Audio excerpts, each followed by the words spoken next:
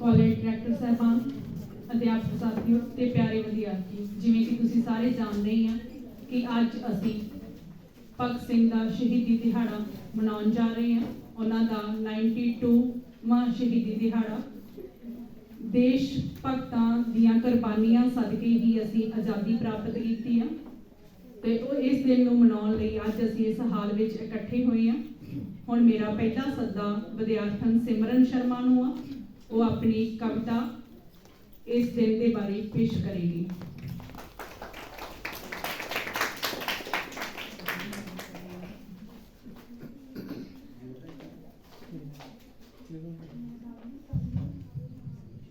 कड़ कड़ के लहू गाड़ा होया, कड़ कड़ के लहू गाड़ा होया, रखिया अग ते चाड़ के बीजां नूं भी उगना पैंदा है धरत दा सीना पाड़ के, बीजां नूं भी उगना पैंदा है धरत दा सीना पाड़ के। आप सब जी नूं मेरे वल्लों यानी कि सिमरन शर्मा वल्लों बहुत ही प्यार ते सत्कार भरी सत श्री अकाल। ਅੱਜ ਅਸੀਂ ਸਰਦਾਰ ਸ਼ਹੀਦ ਭਗਤ ਸਿੰਘ ਜੀ ਦੇ ਸ਼ਹੀਦੀ ਦਿਹਾੜੇ ਨੂੰ ਮਨਾਉਣ ਦੇ ਖਾਤਰ ਇਸ ਹਾਲ ਵਿੱਚ ਇਕੱਠੇ ਹੋਏ ਹਾਂ ਤੇ ਮੈਂ ਅੱਜ ਆਪਣੀ ਕਵਿਤਾ ਨੂੰ ਇਸ ਲਈ ਖਿਲਾਉਣਾ ਚਾਹੁੰਦੀ ਹਾਂ ਕਿ ਅੱਜ ਅਸੀਂ ਭਗਤ ਸਿੰਘ ਲੱਭਦੇ ਤਾਂ ਹਾਂ ਪਰ ਥਿਆਉਂਦਾ ਨਹੀਂ। ਮੇਰੀਆਂ ਕਵਿਤਾਵਾਂ ਅੱਜ ਦੀ ਸਮਾਜ ਦੇ ਵਿੱਚ ਚੱਲ ਰਹੀਆਂ ਕੁਰੀਤੀਆਂ ਨੂੰ ਵੀ ਸੰਬੋਧਨ ਕਰਦੀਆਂ ਨੇ ਕਿ ਅੱਜ ਤੇਰੇ ਵਤਨ ਦੇ ਸੋਚਣ ਸਾਰੇ ਲੋਕ ਭਗਤ ਸਿਆਂ, ਕਿਵੇਂ ਰਾਜਨੀਤੀ ਵਿੱਚ ਭਰੀਏ ਤੇਰੀ ਸੋਚ ਭਗਤ ਸਿਆਂ, ਕਿ ਕਿਰਤੀ ਤੇ ਕਿਸਾਨ ਅੱਜ ਵੀ ਦੁਖੜੇ ਜਾਂਦੇ ਨੇ, ਸ਼ੇਰਾਂ ਦੇ ਘੁਰਨਿਆਂ ਦੇ ਵਿੱਚ ਗਿੱਦੜ ਲੋਕ ਕਲੋਲਾਂ ਕਰਦੇ ਨੇ, ਲਹੂ ਚੂਸਦੀ ਮਹਿੰਗਾਈ ਦੀ ਜੋਗ ਭਗਤ ਸਿਆਂ, ਕਿਵੇਂ ਰਾਜਨੀਤੀ ਵਿੱਚ ਭਰੀਏ ਤੇਰੀ ਸੋਚ ਭਗਤ ਸਿਆਂ, ਕਿ ਬੇਰੁਜ਼ਗਾਰੀ ਵੱਧ ਗਈ ਨਾ ਰੁਜ਼ਗਾਰ ਥਿਆਉਂਦੇ ਨੇ, ਕਿ ਬੇਰੁਜ਼ਗਾਰੀ ਵੱਧ ਗਈ ਨਾ ਰੁਜ਼ਗਾਰ ਥਿਆਉਂਦੇ ਨੇ, ਤਾਈਓ ਲੋਕ ਜਹਾਜ਼ਾਂ ਦੀ ਨੇ ਤੇ ਟਿਕਟ ਕਟਾਉਂਦੇ ਨੇ। ਸਰਦੂਲ ਕਹਿੰਦਾ ਕਿ ਤੂੰ ਆ ਕੇ ਤੂੰ ਹੀ ਰੋਕ ਭਗਤ ਸਿਆਂ, ਕਿਵੇਂ ਰਾਜਨੀਤੀ ਵਿੱਚ ਭਰੀਏ ਤੇਰੀ ਸੋਚ ਭਗਤ ਸਿਆਂ। ਧਰਮਾਂ ਨੇ ਵੰਡਤਾ ਪੰਜਾਬ ਕਿਧਰੋਂ ਸੋਝੀ ਆਉਂਦੀ ਏ, ਕਿ ਧਰਮਾਂ ਨੇ ਵੰਡਤਾ ਪੰਜਾਬ ਕਿਧਰੋਂ ਸੋਝੀ ਆਉਂਦੀ ਏ, ਅੱਜ ਦੇ ਹਾਲਾਤਾਂ ਨੂੰ ਵੇਖ ਕੇ ਦਿਲ ਨੂੰ ਖੋਜ ਹੀ ਆਉਂਦੀ ਏ। ਵਿਚਾਰਾਂ ਦੇ ਪਲੜੇ ਦਾ ਡੰਗਾ ਤੂੰ ਹੀ ਆ ਕੇ ਠੋਕ ਭਗਤ ਸਿਆਂ, ਕਿਵੇਂ ਰਾਜਨੀਤੀ ਵਿੱਚ ਭਰੀਏ ਤੇਰੀ ਸੋਚ ਭਗਤ ਸਿਆਂ। ਤੇਰੀ ਦਵਾਈ ਆਜ਼ਾਦੀ ਅੱਜ ਕਿਉਂ ਵਿਅਰਥ ਜਾਪਦੀ ਏ, ਹਥਿਆਰਾਂ ਦੀ ਲੜਾਈ ਕਿਉਂ ਸਾਨੂੰ ਸਮਰਥ ਜਾਪਦੀ ਏ। ਕਿਤਾਬਾਂ ਦੇ ਪੰਨਿਆਂ ਨੂੰ ਆ ਕੇ ਫਰੋਲ ਭਗਤ ਸਿਆਂ, ਕਿ ਕਿਤਾਬਾਂ ਦੇ ਪੰਨਿਆਂ ਨੂੰ ਆ ਕੇ ਫਰੋਲ ਭਗਤ ਸਿਆਂ, ਕਿਵੇਂ ਰਾਜਨੀਤੀ ਵਿੱਚ ਭਰੀਏ ਤੇਰੀ ਸੋਚ ਭਗਤ ਸਿਆਂ।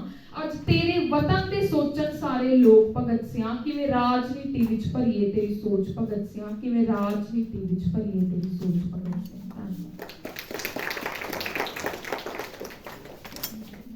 ਬਹੁਤ ਬਹੁਤ ਸ਼ੁਕਰੀਆ ਬੇਟਾ। ਜਿਵੇਂ ਅਸੀਂ ਜਾਣਦੇ ਹਾਂ ਕਿ ਭਗਤ ਸਿੰਘ ਬਹੁਤ ਹੀ ਛੋਟੀ ਉਮਰ ਤੋਂ ਹੀ ਆਜ਼ਾਦੀ ਦੇ ਲੜ ਲੱਗਿਆ ਹੋਇਆ ਸੀ।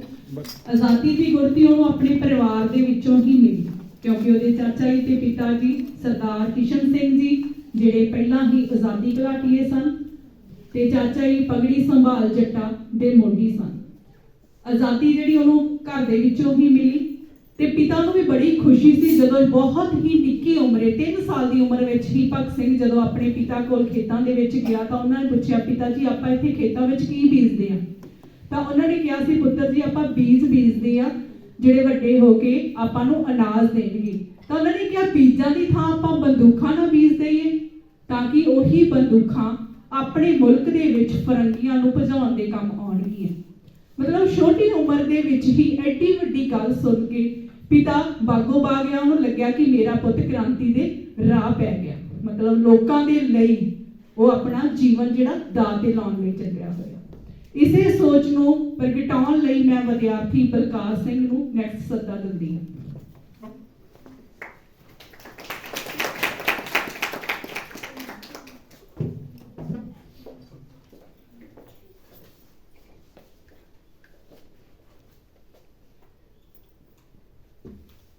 ਸਤਿਕਾਰਯੋਗ ਸਾਡੇ ਕਾਲਜ ਦੇ ਲੈਫਟੀਨੈਂਟ ਸਮੂਹ ਪ੍ਰੋਫੈਸਰ ਸਾਹਿਬਾਨ ਅਤੇ ਮੇਰੇ ਵਿਦਿਆਰਥੀ ਸਾਥੀਓ, ਮੇਰੇ ਵੱਲੋਂ ਆਪ ਸਭ ਨੂੰ ਸਤਿ ਸ੍ਰੀ ਅਕਾਲ। ਜਿਵੇਂ ਤੁਹਾਨੂੰ ਪਤਾ ਹੀ ਕਿ ਅੱਜ ਅਸੀਂ 3 ਮਾਰਚ 1925 ਦੀ ਸ਼ਹਾਦਤ ਨੂੰ ਯਾਦ ਕਰ ਰਹੇ ਹਾਂ। इस दिन भगत सिंह, राजगुरु ਅਤੇ ਸੁਖਦੇਵ ਜੀ ਤਿੰਨਾਂ ਨੂੰ ਫਾਂਸੀ ਦਿੱਤੀ ਗਈ ਸੀ। ਉਸ ਸਮੇਂ ਉਹਨਾਂ ਦੀ ਉਮਰ ਮਹਿਜ 22-23 ਸਾਲ ਦੀ ਸੀ। ਜਿਹੜੀ ਆਜ਼ਾਦੀ ਦਾ ਨਿੱਘ ਅਸੀਂ ਮਾਣ ਰਹੇ ਹਾਂ ਉਹ ਮੈਂ ਦੋ ਕਾਰਨਾਂ ਕਰਕੇ ਸਾਨੂੰ ਮਿਲੀ, ਜਿਸ ਵਿੱਚ ਬੰਗਾਲ ਨੇ ਆਪਣਾ ਦਿਮਾਗ ਚਲਾਇਆ ਅਤੇ ਪੰਜਾਬ ਨੇ ਆਪਣਾ ਖੂਨ ਬਹਾਇਆ। ਪੰਜਾਬੀਆਂ ਦੇ ਖੂਨ ਵਿੱਚ ਸ਼ਹਾਦਤਾਂ ਰਲੀਆਂ ਹਨ। ਜਿਵੇਂ ਕਿਹਾ ਜਾਂਦਾ ਹੈ ਪੰਜਾਬ ਦੇ ਜੰਮਿਆਂ ਨੂੰ ਨਿਤ ਮੁਹਿੰਮਾਂ, ਉੱਚ ਕੋਟੀ ਦੀਆਂ ਸ਼ਹਾਦਤਾਂ ਦੇ ਵਿੱਚੋਂ ਸ਼ਹੀਦ ਭਗਤ ਸਿੰਘ, ਰਾਜਗੁਰੂ ਜੀ ਤੇ ਸੁਖਦੇਵ ਜੀ ਦਾ ਨਾਮ ਮੁੱਢਲੀਆਂ ਕਤਾਰਾਂ ਵਿੱਚ ਲਿਆ ਜਾਂਦਾ ਹੈ। ਇਹ ਮੂਲੀ ਸਫਾ ਦੇ ਸ਼ਹੀਦ ਹਨ। ਇਸ ਦੇ ਸੰਬੰਧ ਵਿੱਚ ਮੈਂ ਆਪ ਜੀ ਦੇ ਸਾਹਮਣੇ ਇੱਕ ਰਚਨਾ ਟੱਪੇ ਕਾਵਿ ਦਾ ਰੰਗ ਤੁਹਾਡੇ ਸਾਹਮਣੇ ਪੇਸ਼ ਕਰਨ ਜਾ ਰਿਹਾ।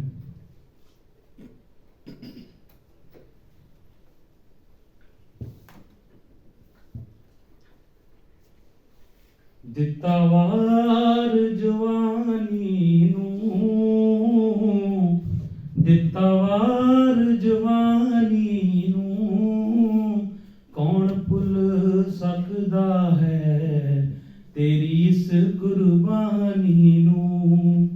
ਜੀ ਕੌਣ ਭੁੱਲ ਸਕਦਾ ਹੈ ਤੇਰੀ ਇਸ ਕੁਰਬਾਨੀ ਨੂੰ। ਮਹਿਮਾ ਸ਼ੇਰ ਦੀ ਗਾਵਾਂਗੇ, ਮਹਿਮਾ ਸ਼ੇਰ ਦੀ ਗਾਵਾਂਗੇ, ਵੀਰ ਸੁਣੇ ਭਗਤ ਸਿੰਘ ਜੀ ਕਥਾ ਤੇਰੀ ਸੁਣਾਵਾਂਗੇ। ਵੀਰ ਸੁਣੇ ਭਗਤ ਸਿੰਘ ਦੀ ਕਥਾ ਤੇਰੀ ਸੁਣਾਵਾਂਗੇ। ਅੱਖੀਆਂ ਵਿੱਚ ਫਿਰਦੇ ਨੇ, ਉਹ ਅੱਖੀਆਂ ਵਿੱਚ ਫਿਰਦੇ ਨੇ, ਜਦੋਂ ਤੇਰੀ ਯਾਦ ਆਵੇ ਹੰਝੂ ਅੱਖੀਆਂ ਚੋਂ ਗਿਰਦੇ ਨੇ। ਜਦੋਂ ਤੇਰੀ ਯਾਦ ਆਵੇ ਹੰਝੂ ਅੱਖੀਆਂ ਚੋਂ ਗਿਰਦੇ ਨੇ। ऐसा कर्म कमाया तू जी, ऐसा कर्म कमाया तू, देश दी आजादी बदले गल फांसी नू पाया तू। देश दी आजादी बदले गल फांसी नू पाया तू। बागे विच यारीए, बागे विच यारीए, अपने देश बदले बाजी जिंदगी दी वारीए। अपने देश बदले बाजी जिंदगी दी वारी। सोनी जिंदड़ी गवाई तू है, सोनी जिंदड़ी गवाई तू। समाजो आजादी वालड़ी, ओ समाजो आजादी वालड़ी, जिंद दे के जगाई तू। समाजो आजादी वालड़ी, जिंद दे के जगाई तू। तू सी कौम दा दीवाना, तू सी कौम दा दीवाना। हस हस बन लिया सी हथ कड़ियां दा तू गाना। हो हस हस बन लिया सी हथ कड़ियां दा तू गाना। शेरा जिगरा दिखाया तू, शेरा जिगरा दिखाया तू। असेंबली च बंब सुट के गोरियां नू डराया तू। असेंबली च बंब सुट के गोरियां नू डराया तू। हर गोरा घबराया सी जी, हर गोरा घबराया सी। साथिया फरंगियां नूं पैड़ा वक्त तू पाया सी। ओ साथिया फरंगियां नूं पैड़ा वक्त तू पाया सी। तेरी मौत तेरा मौत नूं गल लाना, तेरा मौत नूं गल लाना। सबक सिखाया जग नूं वतना तो मर जाना। वो सबक सिखाया जग नूं वतना तो मर जाना। कौमी शमा उत्ते मर ही गया जी, कौमी शमा उत्ते मर ही गया। ओ लाज वाले सिर बन के कूड़ी मौत दी वाली चढ़ ही गया। लाज वाले सिर बन के कूड़ी मौत वाली चढ़ ही गया। कौन तैथों बलकारी पड़ा जी, कौन तैथों बलकारी पड़ा। नाम तेरा दुनिया ते सदा चन वांगू चमकेगा। भगत सिंह नाम तेरा सदा चन वांगू चमकेगा। थैंक यू, धन्यवाद।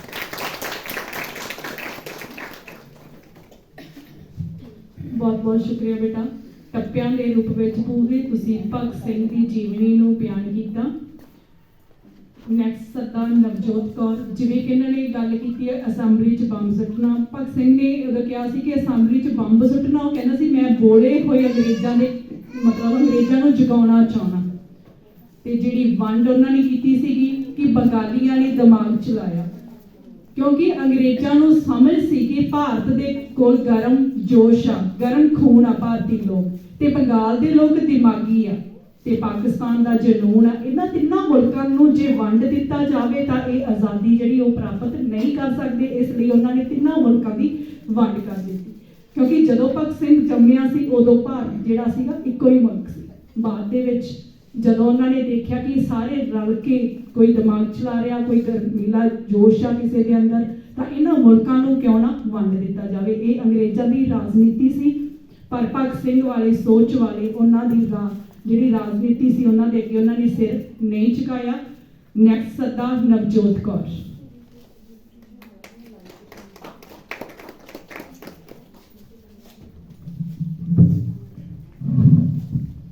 ਪੰਜਾਬੀ ਸਦਾ ਵਤਨ ਲਈ ਸ਼ਹੀਦ ਹੁੰਦੇ ਨੇ, ਪੰਜਾਬੀ ਸਦਾ ਵਤਨ ਲਈ ਸ਼ਹੀਦ ਹੁੰਦੇ ਨੇ, ਆਸ਼ਿਕ ਸਦਾ ਵਤਨ ਦੇ ਹੀ ਮੁਰੀਦ ਹੁੰਦੇ ਨੇ। ਸੰਵਿਧਾਨ ਖਾਤਰ ਹੱਸ ਕੇ ਸੂਲੀ ਵੀ ਚੜ ਜਾਂਦੇ ਨੇ, ਸੰਵਿਧਾਨ ਖਾਤਰ ਹੱਸ ਕੇ ਸੂਲੀ ਵੀ ਚੜ ਜਾਂਦੇ ਨੇ। ਪੂਰਾ ਜੀਵਨ ਹੀ ਵਤਨ ਲਈ ਕਰ ਜਾਂਦੇ ਨੇ, ਪੂਰਾ ਜੀਵਨ ਹੀ ਵਤਨ ਲਈ ਕਰ ਜਾਂਦੇ ਨੇ। Respected Director Ma'am, worthy teachers and all my dear friends, a very good morning to all. ਅੱਜ ਅਸੀਂ ਸਾਰੇ ਸ਼ਹੀਦ ਭਗਤ ਸਿੰਘ, ਸੁਖਦੇਵ ਅਤੇ ਰਾਜਗੁਰੂ ਦੇ ਸ਼ਹੀਦੀ ਦਿਵਸ ਨੂੰ ਮਨਾਉਣ ਖਾਤਰ ਇੱਥੇ ਇਕੱਠੇ ਹੋਏ ਹਾਂ। ਜਿਵੇਂ ਕਿ ਜਾਣਦੇ ਹਾਂ, ਦੇਸ਼ ਦੀ ਆਜ਼ਾਦੀ ਲਈ ਅਨੇਕਾਂ ਹੀ ਦੇਸ਼ ਭਗਤਾਂ ਨੇ ਆਪਣੀਆਂ ਜਾਨਾਂ ਨੂੰ ਕੁਰਬਾਨ ਕੀਤਾ ਹੈ। ਭਗਤ ਸਿੰਘ ਵੀ ਉਹਨਾਂ ਮਹਾਨ ਸ਼ਹੀਦਾਂ ਵਿੱਚੋਂ ਇੱਕ ਸੀ। ਨੌਜਵਾਨ ਭਗਤ ਸਿੰਘ ਦੀ ਬਹਾਦਰੀ, ਨਿਡਰਤਾ ਅਤੇ ਦੇਸ਼ ਪਿਆਰ ਦੀ ਉਦਾਹਰਨ ਦੁਨੀਆ ਦੇ ਇਤਿਹਾਸ ਵਿੱਚ ਅੱਜ ਵੀ ਦਰਜ ਹੈ, ਤੇ ਮੇਰੀ ਕਵਿਤਾ ਉਹਨਾਂ ਦੇ ਜੀਵਨ ਨੂੰ ਦਰਸਾਉਂਦੀ ਹੈ। ਸੁਣੋ ਦੋਸਤੋ ਜੋਤ ਇੱਕ ਗੱਲ ਸੁਣਾਵੇ, ਸੁਣੋ ਦੋਸਤੋ ਜੋਤ ਇੱਕ ਗੱਲ ਸੁਣਾਵੇ, ਗੱਲ ਸੁਣਾਵਾਂ ਮੈਂ ਇਤਿਹਾਸ ਦੀ। ਜਿਸ ਮਿੱਟੀ ਸ਼ਹੀਦ ਸਰਦਾਰ ਭਗਤ ਸਿੰਘ ਜਨਮੇ, ਉਹ ਧਰਤੀ ਮੇਰੇ ਪੰਜਾਬ ਦੀ। ਛੋਟੇ ਹੁੰਦਿਆਂ ਕਈ ਦੁੱਖ ਸਹਾਰੇ, ਸਾਕਾ ਵੇਖਿਆ ਜ਼ਿਲ੍ਹਿਆਂ ਵਾਲੇ ਬਾਗ ਦਾ। ਪ੍ਰਣ ਕੀਤਾ ਮੈਂ ਇੱਟ ਨਾਲ ਇੱਟ ਵਜਾਉਂ, ਲਹੂ ਬਦਲਾ ਪੜੇ ਪੰਜਾਬ ਦਾ। ਇਨਕਲਾਬ ਦਾ ਨਾਰਾ ਲਾਇਆ, ਇਨਕਲਾਬ ਦਾ ਨਾਰਾ ਲਾਇਆ, ਜੋਸ਼ ਵਧਾਇਆ ਜਿੰਦਾਬਾਦ ਨੇ। ਇਸ ਤਰ੍ਹਾਂ ਇਹ ਗੂੰਜਿਆ ਇਨਕਲਾਬ ਜਿੰਦਾਬਾਦ ਪੂਰੇ ਪੰਜਾਬ ਤੇ। ਜ਼ੁਲਮਾਂ ਨੂੰ ਇਹ ਸਹਿੰਦੇ ਗਏ, ਚੱਲਦੇ ਰਹੇ ਆਪਣੇ ਰਾਹਾਂ ਤੇ। ਰਾਜਗੁਰੂ ਤੇ ਸੁਖਦੇਵ ਨਾ ਛੱਡਿਆ, ਸਿੰਘ ਦਾ ਸਾਥ ਅਧੂਰਿਆ ਰਾਹਾਂ ਤੇ। ਵਿਆਹ ਇਹ ਵੀ ਕਰਵਾਉਣਾ ਚਾਹੁੰਦੇ, ਪਰ ਚਾਹੁੰਦੇ ਆਪਣੀ ਮੌਤ ਤੋਂ। ਐਸੇ ਕਰਕੇ ਸ਼ਹੀਦ ਹੋ ਗਏ, ਸਾਥ ਛੱਡਿਆ ਇਸ ਜਹਾਨ ਤੋਂ। ਦੁਨੀਆ ਤੋਂ ਵੱਖ ਹੋਣ ਦਾ ਮਕਸਦ ਕੋਈ ਇਹਨਾਂ ਦਾ ਸੀ। ਇੱਕ ਭਗਤ ਨੂੰ ਮਾਰ ਕੇ ਜਨਮ ਲੈਣਾ ਚਾਹੁੰਦੇ ਹਜ਼ਾਰਾਂ ਵਿੱਚ ਸੀ। ਧੰਨਵਾਦ।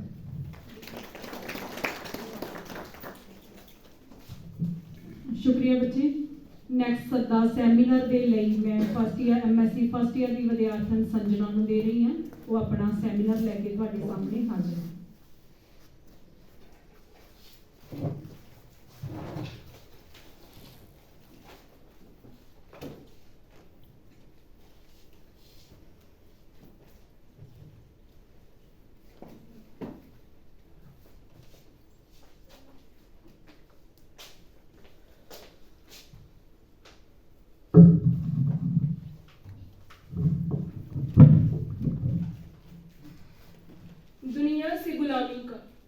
दुनिया से गुलामी का मैं नाम मिटा दूंगा। इस बार जमाने को मैं आजाद करा दूंगा। जो लोग गरीबों पर करते हैं सितम नाहक, गर दम है मेरा कायम, गिन गिन के सजा दूंगा।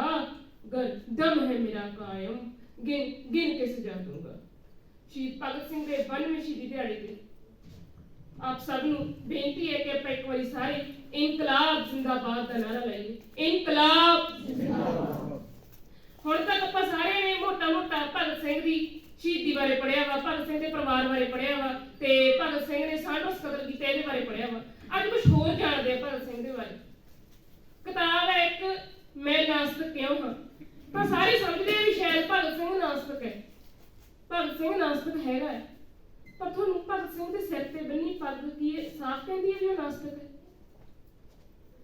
भगत सिंह दे दादा अर्जन सिंह, प्यो किशन सिंह सिख परिवार नाल संबंधित रखते। तो भगत सिंह नूं यह कहना कि वो प्योरली नास्तिक है, यह गल गलत है। वो किताब का टाइटल लैके मैं नास्तिक क्यों हाँ, लेकिन असल च भगत सिंह नास्तिक नहीं है। भगत सिंह की परवरिश सिख परिवार में हुई है। भगत सिंह गुरु घरे जाता रहा है। भगत सिंह ने गतका सीखिया हुआ है। भगत सिंह ने होर भी बहुत सिक्खी वाली खेडां सीखिया हुई हैं। तां करके भगत सिंह नूं यह कहना कि वो नास्तिक है, तां यह गलत है। भगत सिंह नास्तिक इस करके है क्योंकि वो परमात्मा यकीन नहीं रखता, वो यकीन रखता है अपने कामां दे विच। भगत सिंह कहता है कि तुहाडा अध्ययन करना ज्यादा जरूरी है। अध्ययन करो अपने आप का, अपने मन का, किताबां पढ़ो, ना कि धोखियां गल्लां करो। तो सब तो पहला गल करते हैं भगत सिंह के परिवार के बारे। तो सब तो पहली स्लाइड है कि भगत सिंह के खानदान का कुर्सीनामा किवें। तो आप आ जाने हैं कि अर्जन सिंह के तो 2 भरा सी, एक मेहर सिंह ते दूजा हैगा सुरजन सिंह। अर्जन सिंह दी अगों 3 पुत्र होए, किशन सिंह, अजीत सिंह, स्वर्ण सिंह। अजीत सिंह नूं सारे अजीत सिंह जलावतन के नाम नाल जानदे ने क्योंकि अंग्रेज सरकार ने उन्होंने वतनों बाहर कढ़ता सी क्योंकि उन्होंने सरगर्मियां इन्नियां सी कि पगड़ी संभाल जट्टा लहर दे मोटी वो सी। अंग्रेजों के नक विच दम करके रखा होया सीगा, जिहदे करके कदे ब्राजील, कदे रशिया, कदे इंग्लैंड थावां थावां ते घुमदे सी। पर उत्थों भी अपने वतन के नाल राबता कायम रखते सी। फिर आ जांदी है गल किशन सिंह दी। किशन सिंह के 2 पुत्र होए, जगत सिंह ते भगत सिंह। जगत सिंह नूं छोटी उम्र चिच दी बीमारी हो गई सी, जिहदे करके उहदी मौत हो गई। ते उस तो बाद जिवें कहंदे ने भी सुखा सुख के लिया। ते जिस रात भगत सिंह जन्मिया उस रात अजीत सिंह जलावतन दी की कहंदे हुंदे जमानत हुई सी। तां करके दादी ने नाम रखिया सी भागां वाला, ते भागां वाला तो नाम पिया भगत सिंह। देखण दी गल है कि अर्जन सिंह ते सुरजन सिंह दोने भरा ने। अर्जन सिंह दा सारा टब्बर इनकलाबी है, देश लई जान देने वाला है। पर सुरजन सिंह का पुत्र है दरबार सिंह, जिन्होंने सरदार बहादुर का खिताब दिता हुआ है अंग्रेज सरकार ने क्योंकि ये अंग्रेजों के नाल मिले हुए ने। अंग्रेजों ने सारी मुखबरी दे रहे हैं। ਤਾਂ ਇਹੀ ਗੱਲ ਸੋਚਦਾ ਇੱਕ ਦਿਨ ਭਗਤ ਸਿੰਘ ਆਪਣੇ ਮਨ 'ਚ ਵਿਚਾਰ ਰਿਹਾ ਹੁੰਦਾ, ਕਹਿੰਦਾ ਇੱਕੋ ਵੰਸ਼ ਦੇ ਖੂਨ 'ਚ ਇੰਨਾ ਫਰਕ ਵੀ ਹੈ। ਤਾਂ ਉਹੀ ਦਾਦੇ ਦੇ ਪੋਤੇ ਨੇ, ਅਸੀਂ ਵੀ ਉਹੀ ਖਾਨਦਾਨ 'ਚੋਂ, ਉਹ ਵੀ ਉਹੀ ਖਾਨਦਾਨ 'ਚੋਂ। ਇੱਕ ਵਾਰੀ ਬੱਬਰ ਅਕਾਲੀਆਂ ਦੀ ਲਹਿਰ ਚੱਲ ਰਹੀ ਹੈ, ਤਾਂ ਬੱਬਰ ਅਕਾਲੀਆਂ ਦੀ ਲਹਿਰ ਚੱਲ ਰਹੀ ਹੈ ਤੇ ਲਾਹੌਰ ਤੋਂ ਉਹਨਾਂ ਨੇ ਆਉਣਾ ਹੈ ਬੰਗਾ ਨੂੰ। ਤਾਂ ਰਸਤੇ 'ਚ ਉਹਨਾਂ ਦੇ ਨਾਲ ਕੋਈ ਵੀ ਸਮਰਥਕ ਨਹੀਂ ਹੈ, ਜਿਵੇਂ ਆਪਾਂ ਕਹਿੰਦੇ 50 ਜਣੇ ਦਾ ਵਰਗ ਤੁਰਿਆ ਜਾਂਦਾ ਤੇ ਸਾਰੇ ਪਿੰਡਾਂ 'ਚ ਬੜੇ ਹੋਏ ਨੇ ਵੀ ਜੇ ਅਸੀਂ ਇਹਨਾਂ ਦਾ ਸਮਰਥਕ ਬਣਾਂਗੇ ਤਾਂ ਸਾਨੂੰ ਅੰਗਰੇਜ਼ ਸਰਕਾਰ ਕੀ ਕੋੜਿਆਂ ਨਾਲ ਮਾਰੂਗੀ ਤੇ ਕੁਛ ਨਾ ਕੁਛ ਕਰੂਗੀ, ਸਾਡੇ ਤੇ ਜ਼ੁਲਮ ਹੋਣਗੇ। ਭਗਤ ਸਿੰਘ 16 ਵਾਰਾਂ ਦਾ ਨੌਜਵਾਨ ਹੈ ਜਿਹੜਾ ਇਸ ਗੱਲ ਦੀ ਆਪਣੇ ਦਿਲ 'ਚ ਹੱਥੋਂ ਨਹੀਂ ਰੱਖਦਾ ਹੈਗਾ ਵੀ ਮੈਂ ਇਹਨਾਂ ਦੀ ਮਦਦ ਨਹੀਂ ਕਰਨੀ ਹੈਗੀ। ਉਹਨੂੰ ਜਦੋਂ ਇਹ ਪਤਾ ਲੱਗ ਗਿਆ ਵੀ ਜਿਹੜਾ ਸਾਡਾ ਚਾਚਾ ਹੈ ਦਿਲਬਾਗ ਸਿੰਘ ਸਰਦਾਰ ਬਹਾਦਰ ਅੰਗਰੇਜ਼ਾਂ ਦੇ ਨਾਲ ਰਲਿਆ ਹੋਇਆ ਹੈ, ਉਹਦੀ ਨਖੇਤੀ ਕਰਦਾ ਹੋਇਆ ਉਸ ਲਹਿਰ ਦੇ ਸਾਥੀਆਂ ਨੂੰ ਲੰਗਰ ਛਕਾਉਂਦਾ ਹੈ ਆਪਣੇ ਪਿੰਡ ਦੀ ਜੂਹ ਤੇ ਜਦੋਂ ਲੋਕ ਇਹ ਦੇਖ ਲੈਂਦੇ ਹੈ ਕਿ ਇੱਕ 16 ਵਰ੍ਹਿਆਂ ਦਾ ਨੌਜਵਾਨ ਭਗਤ ਸਿੰਘ ਇਹਨਾਂ ਦੀ ਹਮਾਇਤ ਕਰਦਾ ਹੈ ਤਾਂ ਅਸੀਂ ਕਿਉਂ ਨਹੀਂ, ਤਾਂ ਆਲੇ ਦੁਆਲੇ ਦੇ 50 ਪਿੰਡਾਂ ਦੇ ਵਿੱਚੋਂ ਲੰਗਰਾਂ ਦੇ ਲੰਗਰ, ਟੋਕਰੇ ਦੇ ਟੋਕਰੇ ਆਉਣੇ ਸਟਾਰਟ ਹੋ ਜਾਂਦੇ ਨੇ।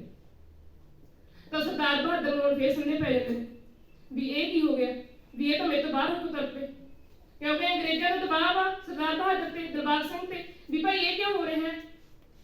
ਉੱਪਰੋਂ ਦੀ ਜਿਹੜੀ ਗਾਂਧੀ ਦੀ ਨਾਮ ਮਿਲਵਰਤਨ ਲਹਿਰ ਹੈ ਉਹਨੇ ਨੌਜਵਾਨਾਂ ਦੇ ਵਿੱਚ ਰੋਸ ਭਰਤਾ, ਕਿਉਂਕਿ ਨਾਮ ਮਿਲਵਰਤਨ ਲਹਿਰ ਸੀ ਵੀ ਆਪਾਂ ਅੰਗਰੇਜ਼ਾਂ ਦੀ ਕਿਸੇ ਵੀ ਚੀਜ਼ ਨਾਲ ਵਰਤ ਕੇ ਨਹੀਂ ਚੱਲਣਾ।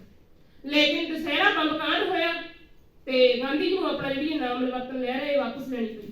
ਹਾਲਾਂਕਿ ਜੇ ਉਹ ਇਹ ਲਹਿਰ ਨੂੰ ਵਾਪਸ ਨਾ ਲੈਂਦੇ ਤਾਂ ਕਿਤੇ ਨਾ ਕਿਤੇ ਇਹ ਉਮੀਦ ਸੀ ਕਿ ਗੋਰੇ ਸਾਡੇ ਦੇਸ਼ ਨੂੰ ਛੱਡ ਕੇ ਚਲ ਜਾਣਗੇ, ਪਰ ਕਹਿੰਦੇ ਇਹਨਾਂ ਆਪਣੀ ਕੁਰਸੀ ਅੱਗੇ ਕਿਸੇ ਨੂੰ ਕੁਝ ਨਹੀਂ ਦਿਖਦਾ ਹੈ। ਮੈਂ ਹੁਣ ਗੱਲ ਕਰਦੇ ਹਾਂ ਵੀ 2023 ਦੀ ਗੱਲ ਸੌਰੀ ਆਪਾਂ ਗੱਲ ਕਰਦੇ ਹਾਂ 1923 ਦੀ।